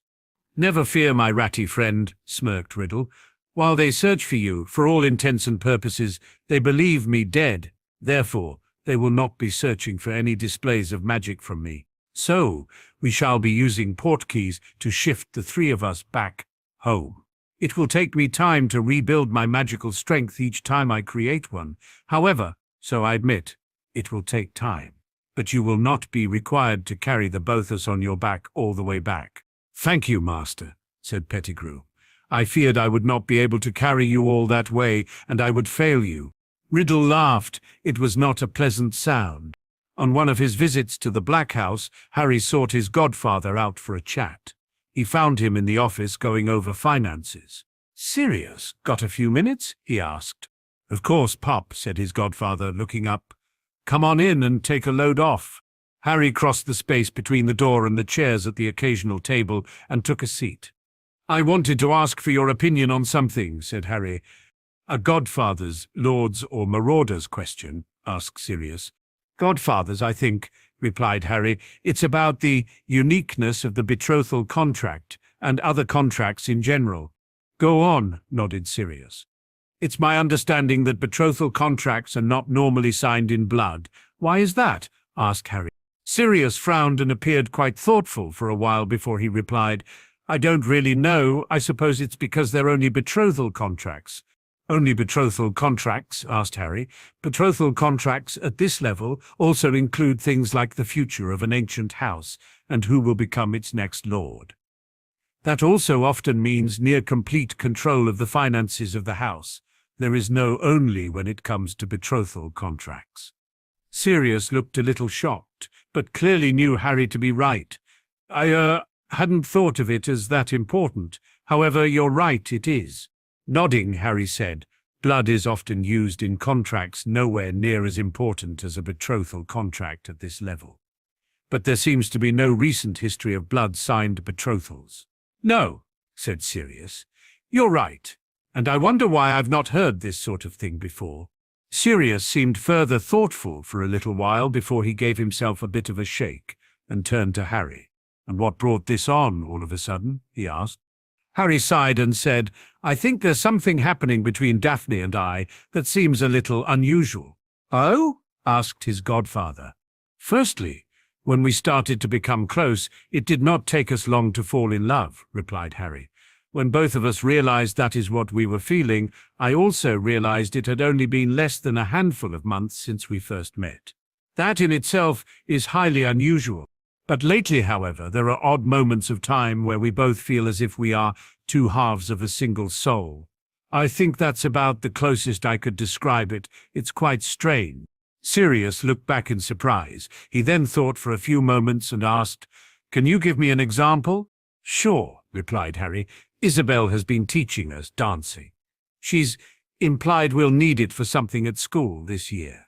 When Daphne and I were dancing together while we were being taught the tango, there came a period when we both felt as if we had become one person. Someone with 4 legs, 4 arms, 2 heads, 2 bodies, but also 2 consciousnesses inhabiting both bodies."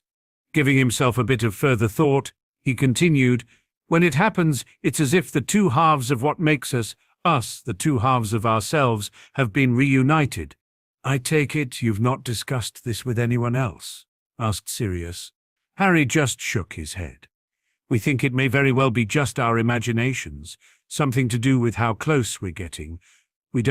I don't want this to become something that worries Daphne's family. I want to know if this is something that's happened before, and I think it might have to do with the blood magic associated with blood quills and contracts."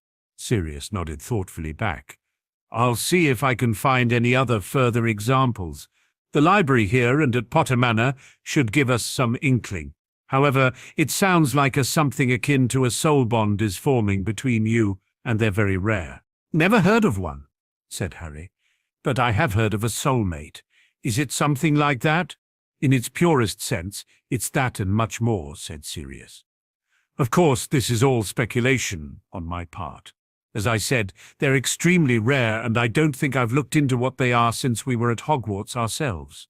"Why'd you look into them back then?" asked Harry. "Because your father was smitten with your mother almost from our first year," he replied with a shrug.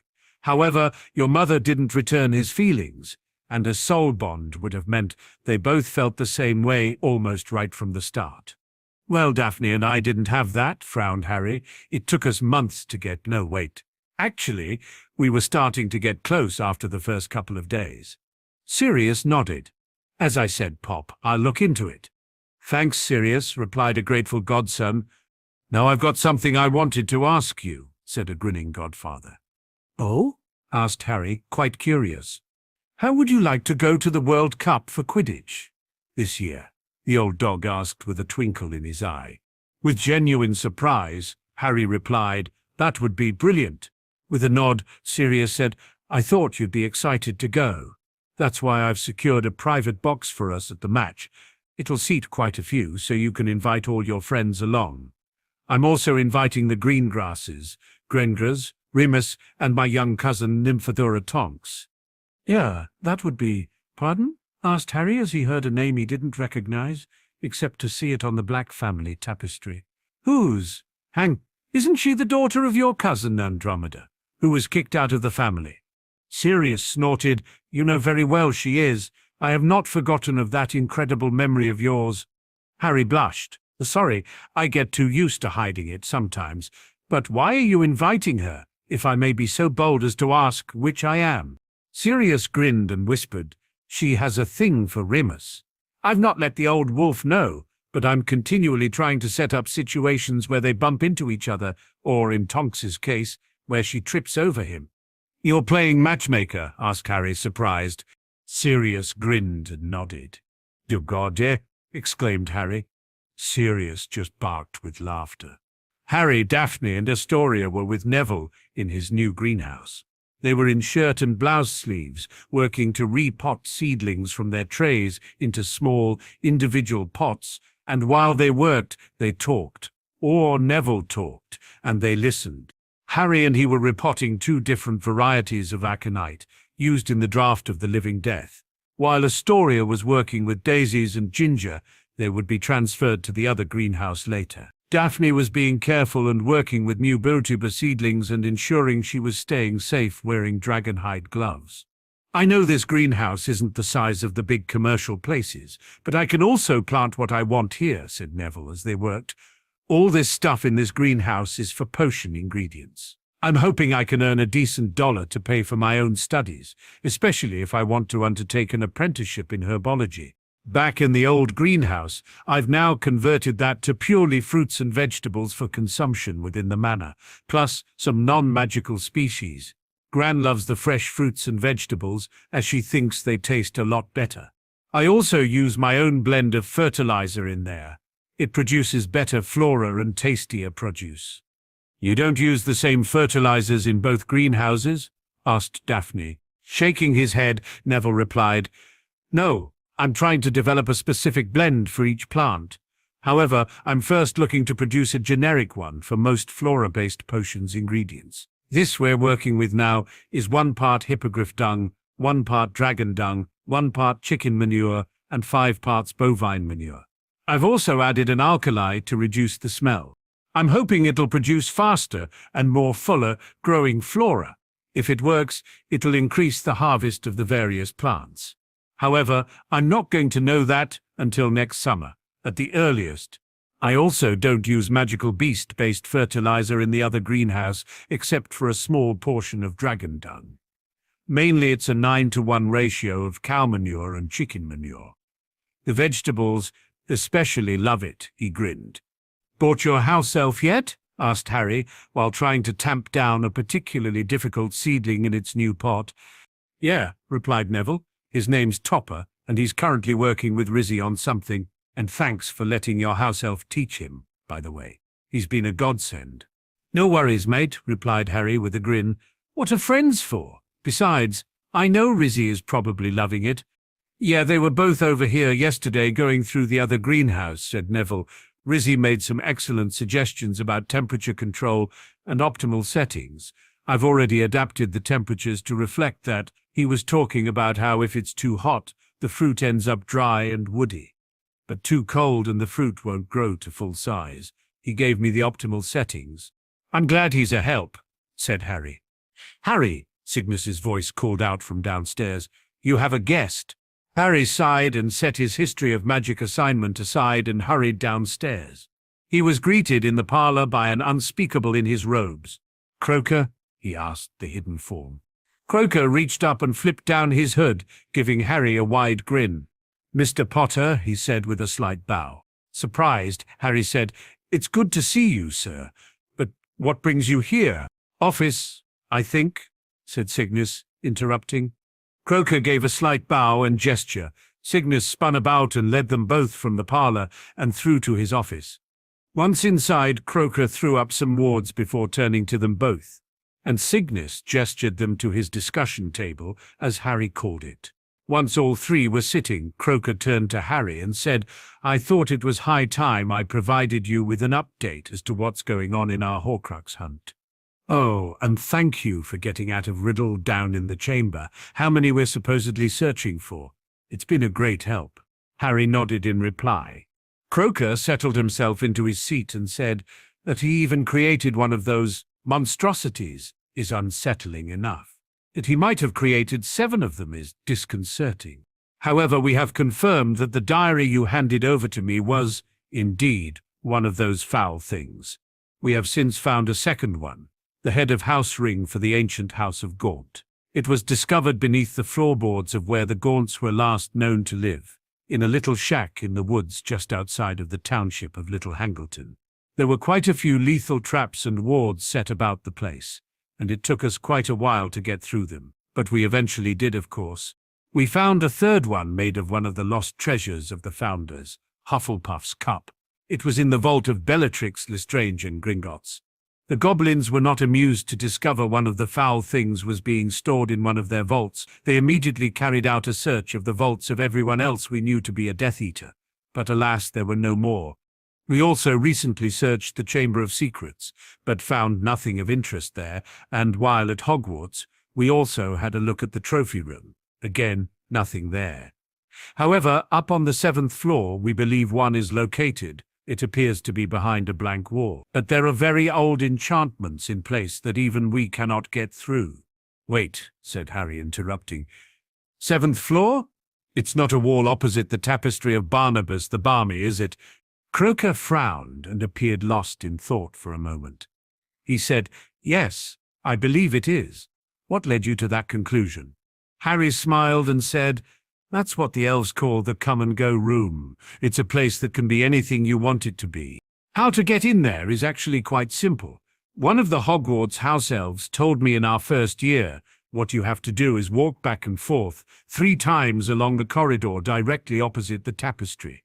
While doing that, you need to think of what you want the room to be. On the 3rd pass, a door will appear. When you then go inside, what room you wanted will be there for you. Croaker stared intently at Harry for a moment before he asked, You've used this room? Oh yes, replied Harry. My friends and I configure it into a private common room complete with couches, study carousels, potions laboratory, even a target range complete with training dummies we can use to practice spell casting. We've been using it since first year. It's dead useful. On Valentine's Day in our first year, as a surprise for Daphne, I configured it to be a balcony overlooking the Eiffel Tower.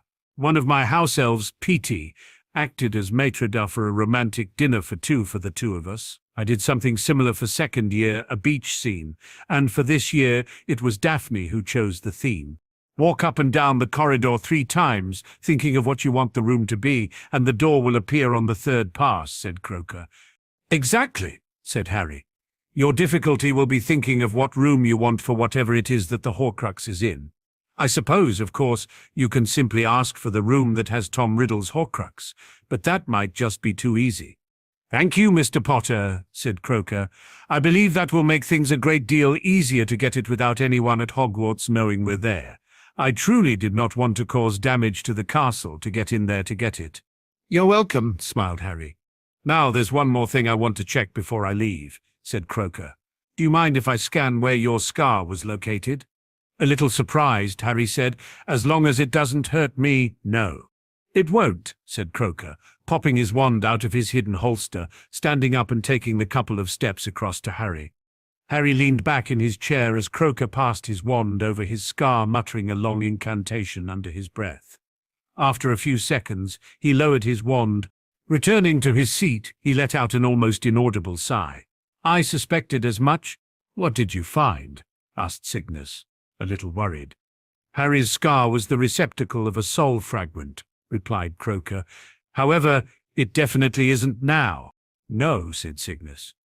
When Harry's magical bindings collapsed on the night of the sorting in 1991, it forced out the fragment right there in the Great Hall. I've shown you that memory. Yes, replied Croaker. However, what you didn't know was that the shape of Harry's scar is quite telling. It's more than a scar, it's a rune. Pardon? Exclaimed Cygnus in surprise. It's the rune for the sun, Sawulo, explained Croaker. In divination, it represents success, positive energy, increase, power, activity, fertility, and health. Its magical properties are energy, strength, success, healing, and fertility. The sun is held sacred by almost every religion in the world. Its light and warmth symbolize life and growth and all that is good. Sawulo, like Wanjo, represents success and glory, but more specifically, the life force and health. It is also very similar in shape to Iwa's, Ur. In divination, it represents change, initiation, confrontation of fears, turning point, death and transformation. Its magical properties bring about profound change or to ease a life transition. In modern times, it represents both death and immortality and defensive protection. A question I had for quite some time, well before I even met you, Mr. Potter, is how it was that the killing curse, a curse that does not normally leave a mark upon the body, managed to leave one on you, even if it was reflected back at Val Riddle. The answer is, it didn't. On the opposite side, above your left eye, just as the scar sat above the right eye, I can see traces of another rune. It's Alge's Elk. It represents the protective urge to shelter oneself or others. Its magical properties are used in defense, warding off evil, as a shield or guardian. It can be used to channel energies. All three are Nordic runes and form part of Heimdall's Et. And I happen to know your mother was very knowledgeable of the ancient Nordic runes, so I'm not surprised to see them upon you. You did not have a scar from the killing curse, Mr. Potter. You had a scar from what I believe is a rune, one of many, that was somehow made upon your body by your mother. For whatever reason, that one particular rune damaged your skin, leaving you the scar when the rune set was activated. And because it was a fresh wound at the time and that the soul fragment from Riddle found you as the nearest living being in range, it attached itself to you through the then freshly opened wound. After a few days at Bones Manor with Susan and Hannah, Harry was back at Greengrass Estate, and excited. They would be heading out, just after lunch, for the campground where the Quidditch World Cup was being held. The only thing he wasn't excited about was the portkey they'd have to use to get there. Merlin, he hated portkeys. To use the portkey, they had to all troop outside of the wards around the estate and up a hill on the other side. Hermione and the Grangers were with them. They arrived when there was about 5 minutes to go and were joined by another family, the Davises. Turning to Daphne, Harry said, "I never realized just how physically close you and Tracy lived to one another." She smiled and said, "The benefits of wizarding transport means distance is often irrelevant." Cygnus bent down and picked up an old hubcap and held it out to everyone. "Just a finger will do," he said, and everyone reached in just before the timer set it off. A few moments later, Harry found himself sprawled on damp grass just inside the tree line of a small copse of trees. With her tinkling laughter ringing in Harry's ears, Daphne bent down to help him to his feet and was assisted by Hermione. Harry was muttering sulphurously to himself. "Language, dear," she gently admonished him. Together, they followed the others towards a small shack. "I don't understand you, Harry," said Hermione. "As magically powerful as you are, and you cannot manage to land properly from a portkey." "They hate me, Hermione," he grouched. "They just hate me." After getting directions to their campsite and paying a small fee, the group headed over a small rise, and Harry got his first look at the grounds beyond. In the near distance, he saw the most amazing sight, a huge, completely ringed by grandstands, Quidditch pitch, and it was built out in the middle of nowhere. Surrounding it, between them and the pitch, were literally hundreds of small tents. Some appeared no bigger than a one-person pup tent. Others looked like two-storied ones in the shape of an outhouse dunny, and all were very colourful. Not realizing he'd stopped until Daphne turned back to call to him, Harry had to hurry to catch up before he became lost. They walked down between the tents through what was clearly an open designated corridor. Then, very close to the huge and imposing structure, the adults stopped. "Here we are," said Cygnus. The man turned off the path and stepped through the flap of what looked like a tall four-person tent. The Davises stepped into a similar one alongside. "How are we all going to fit into that?" asked Wendell. Isabel smiled and said, "Step inside and you'll see."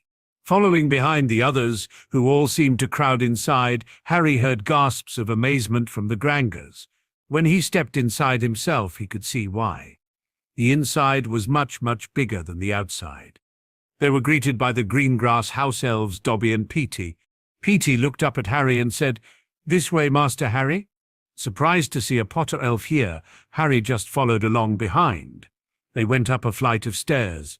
Yes, stairs, to the next floor, and Petey led him to a bedroom. "This be your room, Master Harry." "Thank you, Petey," he automatically replied.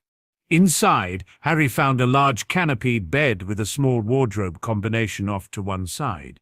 Through another door, he found a small ensuite bathroom with an actual shower, toilet, and hand basin. It was amazing. From outside, he was sure the entire tent would be able to fit inside just his ensuite. "I love magic," he happily thought. Returning back downstairs in the common room of the tent, Daphne awaited him. "There you are," she said. "What kept you?" I'm trying to get my head around the impossibility of this tent," he replied. She gave him a curious look before she brightened in understanding. "Wizard space," she firmly stated. You've seen how our trunks use wizard space and the ballroom at home, but you've not seen it on this scale before. No, he replied. I find it a little difficult to just shrug it off at the moment. She nodded a little for a moment or two before asking, Feel like having a wander around outside? The chance to mingle with so many people from so many different parts of the world doesn't come along all that often. Yeah, I'd like that, he said. Together, they stepped out of the tent. Hang on, she said. I'll get Tracy. From there, we'll see who else we can track down. While waiting outside as Daphne ducked into the next tent, Harry took a look around. It all looked really peculiar. He saw a man walking past wearing a woman's terry cloth nightgown and wearing a pair of rubber boots.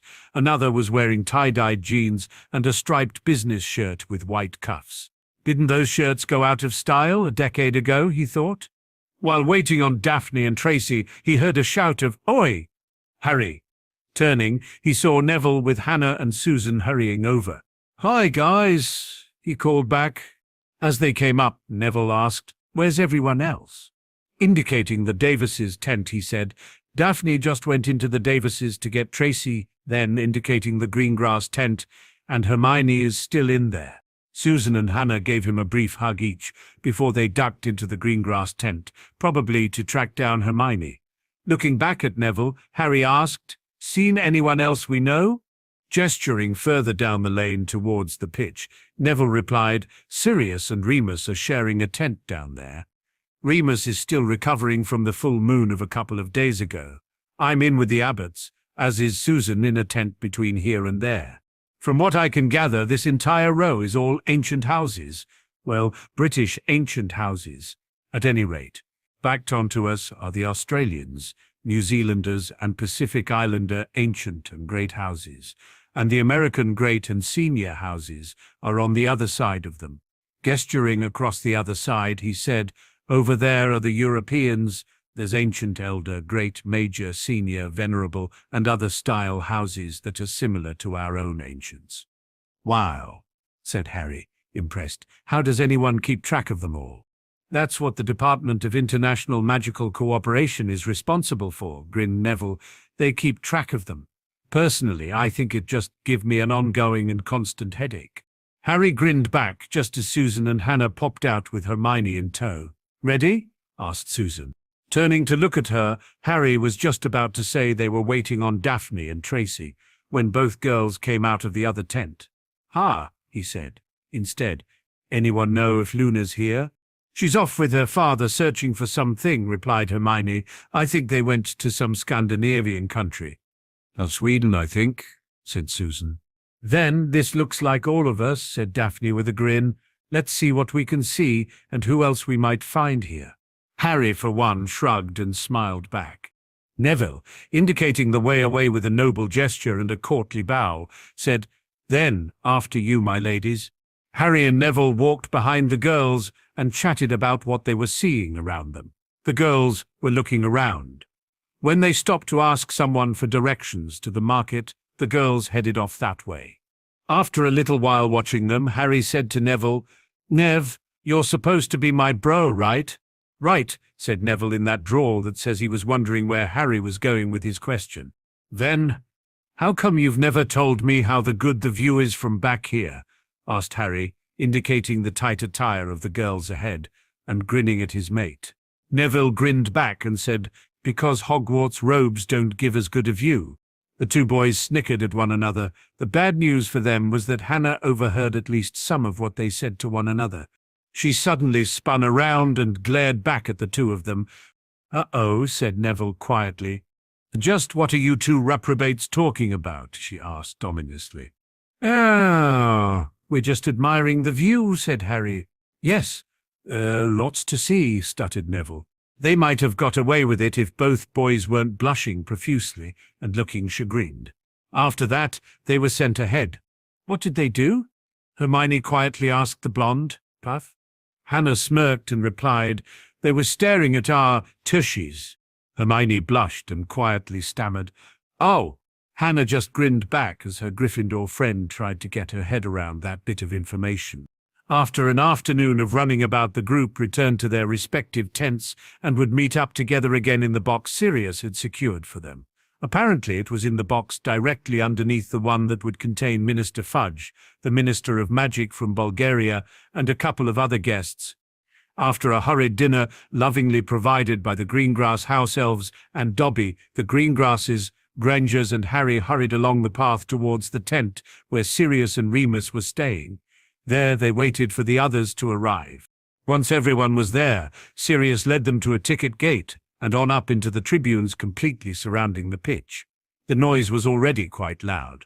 Once in their box and everyone was comfortable, they waited. Harry opened up the bag he was carrying and handed out omnioculars to everyone. "Harry?" asked Sirius when a pair was passed to him. "Where'd you get these?" "From a vendor in the market area this afternoon," replied Harry. "I've checked them all to ensure they work, and these are all the deluxe pairs." Sirius laughed and started using his He also showed Hermione how to use them, while Sigmus showed Wendell and Isabel showed Monica. When it felt like they were waiting forever, they heard the opening announcement from just above them. "Ladies and gentlemen, welcome to the final of the 422nd Quidditch World Cup." The spectators screamed and clapped. Thousands of flags waved, adding their discordant national anthems to the racket. The huge blackboard opposite them was wiped clear of its last message, Bertie Bott's every flavour beans, a risk with every mouthful, and now showed Betty Rare Island. And now, without further ado, allow me to introduce the Bulgarian national team mascots. The right-hand side of the stands, which was a solid block of scarlet, roared its approval. "Vila," cried Sirius. "Ladies, hold on to the menfolk." "What a veal?" Harry started to ask. But 100 Vila were now gliding out onto the field, and Harry's question was answered for him.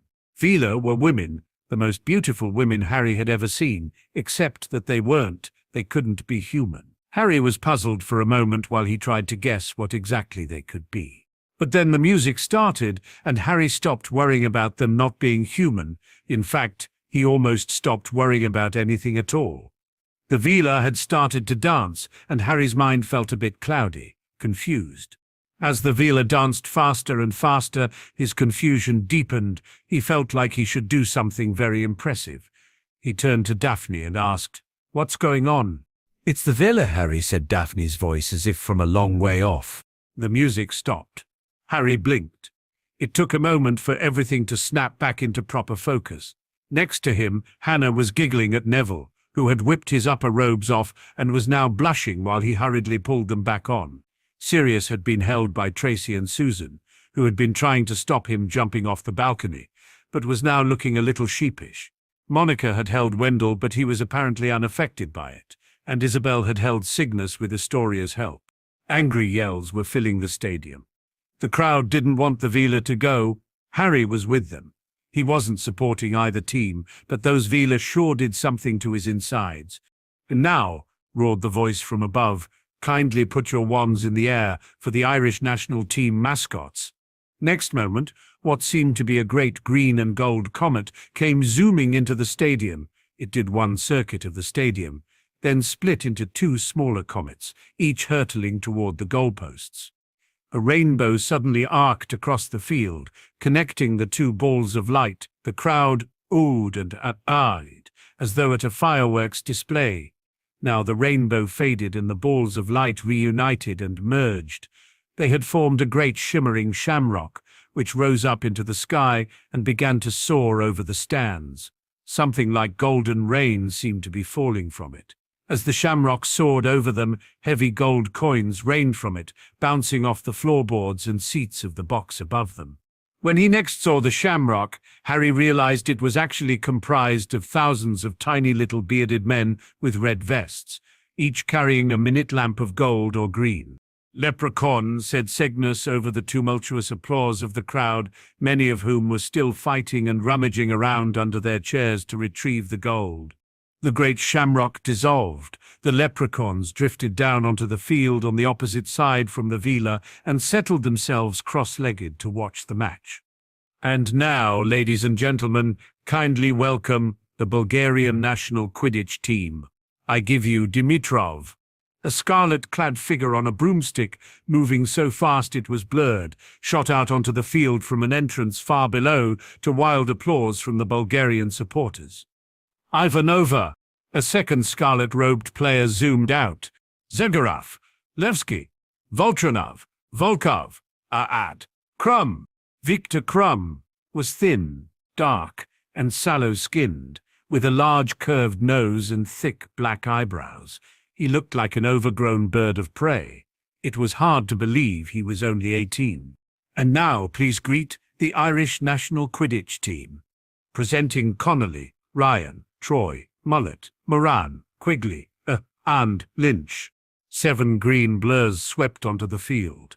Harry spun a small dial on the side of his omnioculars and slowed the players down enough to read the word Firebolt on each of their brooms and see their names embroidered in silver upon their backs. And here, all the way from Egypt, our referee, acclaimed chair wizard of the International Association of Quidditch, Hassan Mustafa, a small and skinny wizard, completely bald but with a moustache to rival Uncle Vernon's, wearing robes of pure gold to match the stadium, strode out onto the field. A silver whistle was protruding from under the moustache, and he was carrying a large wooden crate under one arm, his broomstick under the other. Harry spun the speed dial on his omnioculars back to normal, watching closely as Mustafa mounted his broomstick and kicked the crate open. 4 balls burst into the air. The scarlet quaffle, the 2 black bludgers, and Harry saw it for the briefest moment before it sped out of sight. The minuscule winged golden snitch. With a sharp blast on his whistle, Mustafa shot into the air after the balls. "They're off," screamed the announcer, "and it's Mullet. Troy. Moran, Dimitrov. Back to Mullet. Troy. Levski. Moran." It was Quidditch, as Harry had never seen it played before. He was pressing his omnioculars so hard to his eyes that they were cutting into the bridge of his nose. The speed of the players was incredible. The chasers were throwing the quaffle to one another so fast that Bagman only had time to say their names. Harry spun the slow dial on the right of his omnioculars again, pressed the play-by-play button on the top, and he was immediately watching in slow motion, while glittering purple lettering flashed across the lenses and the noise of the crowd pounded against his eardrums. The game spun up faster and faster, with all players lifting their game. However, Ireland was drawing further and further ahead, until eventually— "He's got it! Crum's got it! It's all over!" shouted Sirius. Crum, his red robe shining with blood from his nose where he'd been hit by a bludger earlier, was rising gently into the air, his fist held high, a glint of gold in his hand. The scoreboard was flashing Bulgaria, 160, Ireland 170 across the crowd, who didn't seem to have realized what had happened. Then, slowly, as though a huge jet was revving up, the rumbling from the Ireland supporters grew louder and louder and erupted into screams of delight. "Ireland wins," the announcer shouted, who, like the Irish, seemed to be taken aback by the sudden end of the match. "Crum gets the snitch, but Ireland wins. Good Lord, I don't think any of us were expecting that." "He was very brave, wasn't he?" Hermione said, leaning forward to watch Crimland as a swarm of meaty wizards blasted a path through the battling leprechauns and Vila to get to him. "He looks a terrible mess." Harry put his omnioculars to his eyes again. It was hard to see what was happening below, because leprechauns were zooming delightedly all over the field. But he could just make out Crum, surrounded by meaty wizards. He looked surlier than ever, and refused to let them mop him up. His team members were around him, shaking their heads and looking dejected. A short way away, the Irish players were dancing gleefully in a shower of gold descending from their mascots. Flags were waving all over the stadium, the Irish national anthem blared from all sides, the Vila were shrinking back into their usual beautiful selves now, though looking dispirited and forlorn. And as the Irish team performs a lap of honour, flanked by their mascots, the Quidditch World Cup itself is brought into the top box, roared the announcer. "Let's have a really loud hand for the gallant losers, Bulgaria," shouted the announcer, and above them they heard the steps of the 7 defeated Bulgarian players. The crowd below was applauding appreciatively. Harry could see thousands and thousands of omniocular lenses flashing and winking in their direction. Sirius stood up and said, "Shall we go? We might be able to beat the crowds back out to the tents. We won't see anything else now." Cygnus and Wendell both nodded, as did Monica and Isabel a few moments later. While they were leaving, the Irish team had entered to collect their prize and then left the box to perform another lap of honor on their brooms. The group were able to return quickly to their tents. However, they were by no means the only ones who left before all the announcements were finished. There was already a bit of an exodus leading out of the stadium. Though he was excited watching the game, it had still proven to be a day full of excitement and movement. So Harry and the other children were soon sent early to bed. "Harry, wake up," came the voice. At first Harry thought he'd been hearing things. Then a house elf popped in and said, "Young master must be getting up. There'll be trouble and you must leave." He quickly donned his dark jeans, t-shirt, wand holster, and lightweight dark jacket, before then quickly pulling on his trainers, leaving everything else. Knowing the house elves would take care of it, Harry ducked out and down to the common room. "What's going on?" he asked, quite concerned. Remus came in through the flaps and said, "There's some trouble going on within the campground not far from here. It looks like Death Eaters. I'm here to get you all out of here." Harry quickly looked around and saw that Cygnus was the only one missing by the time Remus stopped speaking. "Where's Cygnus?" asked Harry. "He's off helping others to get away and see if he can deal with the Death Eaters," replied the old wolf. "Now, come on. It's time to leave." And he held the tent flap open while everyone filed out. It was pandemonium outside the tent. Harry could see a couple of large fires burning not far from them. There was lots of shouting and screaming. People were fleeing up and over the rise towards the copse they arrived in yesterday. As they started to move in the same direction, Harry heard the screams of a little girl. Instead of following everyone else, he headed that way. He thought he'd grab the little girl and carry her over the hill to safety. Moving swiftly and using his recently honed seeker skills of dodging and tracking, Harry zeroed in on the sound. A little girl was lying next to a tent, injured. It appeared her arm was broken. As he moved towards her, he stepped through a gap between the tents. That's when he saw the robes and masks. The robes were over robes in flat black, but the masks were of hideously twisted bone-white faces. He didn't care if people wanted to play dress-up. There was enough of that sort of thing before the game, but 3 of the half-dozen masked people had other people levitated into the air, and those people appeared writhing in agony. Harry quickly cast a sleep charm on the little girl so she'd no longer be in pain. He then stepped out and quite a ways from her into the clear line of those masked mongrels coming toward him. He also quickly reviewed the glamour charms he read while he lived at the Leaky Cauldron, and cast a few to alter his appearance. He ran through his spell chains and gathered magical energy. Very soon, leaves, other debris and untrammeled blades of grass swirled around him. With wand in hand, he began to calmly stalk towards the masked mongrels. One looked up and saw him calmly walking towards them. He or she said something to one of the others, and they both laughed. The one who first saw Harry raised his wand and cast. Harry heard the cry, "Defindo," and a blood-red beam of spellfire headed straight for him. He was still far enough away he could easily dodge, so he merely took a step to the side as the spell headed towards him. More of a jink, really, and allowed it to slip past him. The masked one cast another spell, and this one Harry just batted away, not even breaking stride. Then it happened. The masked one raised his wand high and brought down with a cry of Avada Kedavra. Harry sidestepped the killing curse and let rip. He had the caster down, bound and out in seconds.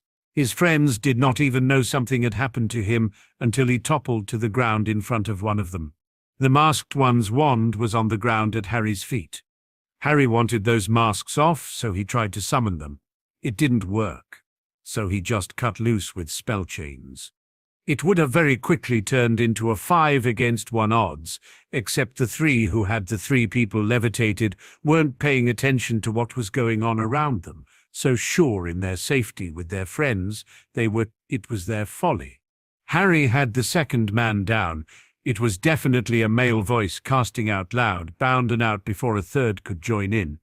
He then hit the man who had the little girl levitated in the back of the head with a bludgeoner, and hope he killed the mongrel. A quick levitation charm and Harry made sure the little girl reached the ground safely. However, the little girl suddenly disappearing from the skies alerted the other three that something was wrong. The other two who had people in the air dropped them. Harry was only able to catch the little girl and hoped the man didn't break his neck or something when he landed. Harry exchanged spellfire with another. This time he missed with the incarceration charm, but tagged the caster in his wand arm with a severing charm which almost severed the arm completely. As the man screamed in pain, Harry heard someone off to his left shout, "Morse Mordra!" A green beam shot into the sky and flashed like a small ball of green lightning. The clouds roiled. Where the masked mongrels were, one of the still standing ones suddenly bent down and grabbed one of the tied-up ones before disappearing with the body in a portkey swirl. The others quickly followed. However, they left the one Harry first tagged. He was behind them and obviously forgotten. Harry looked to where he saw the green ball lightning and saw what appeared to be a huge smoky cloud in the form of a skull with a snake moving and weaving in and out of the eye sockets and open mouth. He stalked over to the bound and unconscious man, bent down and ripped the face mask off with his offhand. He didn't know who it was, but he looked a little familiar. He was trying to review his memories to see if he knew the man when there was a couple of cracks of apparition arrival and a bark of auras from behind him. Turning around, he saw two men wearing aural robes. One had his wand pointed straight at Harry. "Drop your wand," he barked. "What the bloody hell took you so long?" Harry barked back, holding his wand down and to the side. "Have to wait to finish your cup of tea, did you? Pathetic. Now get over here," he snarled. "I've caught one of the mongrels, but the rest portkeyed away." And Harry flicked the mask at the feet of the Auror, who was still aiming his wand at him. "I said, drop your wand," the Auror barked again. Harry sighed and made a mocking show of dropping his wand. "Happy, Mr. I think I'll take my own sweet time getting here, man?" he snarked. The Auror glared back but didn't respond as he summoned Harry's wand to his hand. He then drew a silver shield from his robes in his offhand and spoke into it. "I've caught one of the culprits," he said. "You didn't catch shit, Bobby." "I did," snarked Harry. A couple more cracks of apparition and two more people had arrived. One was Aunt Amelia. "Johnson report?" she barked. "I've caught one of the culprits, ma'am," the idiot replied, indicating Harry. "Merlin, you're an idiot," snarked Harry before he turned to Amelia. "Hello, Aunt Amelia," he said, calmer. "This piece of trash at my feet was one of the masked morons responsible for some of this carnage here." Amelia glared at him for a few moments before recognition dawned on her face. "Harry," she cried. "In the flesh and glamoured up," replied Harry. Amelia gave her wand a quick pass over him and a muttered, "Finite." Harry felt the glamour fade away. "Harry," she sighed, almost plaintively. "What in Merlin's name are you doing here?" "I heard a little girl screaming in fear and pain," he replied. "She's over there under a sleeping charm, by the way," he gestured to where she was. "That's when I saw these masked morons." He gestured at the man still bound and unconscious at his feet, casting spells willy-nilly. Gesturing at the three people on the ground behind them, they had those three levitated in the air, and it looked like they were torturing them. I was not going to stand by and allow it to happen any longer. I managed to get 3 of the 6, but the remaining 3 managed to grab 2 of the ones I'd already taken down and porkied away with them, he replied. "This one they forgot, though," he said lightly, kicking the still bound and unconscious man in the ribs. One of the uniformed Auras looked at the man and said, "That's Regulus Crab." Amelia sighed and said, "Harry, it's not your job to go after the bad guys. You could have been seriously hurt, if not killed." "Aunt Amelia," said Harry, "the wartime British Prime Minister Winston Churchill once said, 'One ought never to turn one's back on a threatened danger and try to run away from it. If you do that, you will double the danger. But if you meet it promptly and without flinching, you will reduce the danger by half. Never run away from anything, never. I happen to believe the same creed." "It's still not your job," she snapped. "And the people whose job it was weren't here," he bit back. 10 minutes it took them to get here. That's pathetic for a team that's capable of instant travel. You really need to give some consideration to establishing a ready reaction force of Aurors who can far more promptly respond to these sorts of incidences. She glared back at him for a few moments before she relaxed and sighed. I cannot argue against that, she said much more calmly. However, your family are worried about you. Use your ring and go to your family. I'll stop by tomorrow to talk to you, all right? Harry nodded and held his hand out to the Aurora, who summoned his wand off the ground. Resheathing it, he said, "The masked moron's wand is over there on the ground," and indicated the area. "You'll find one of his last spells was the killing curse."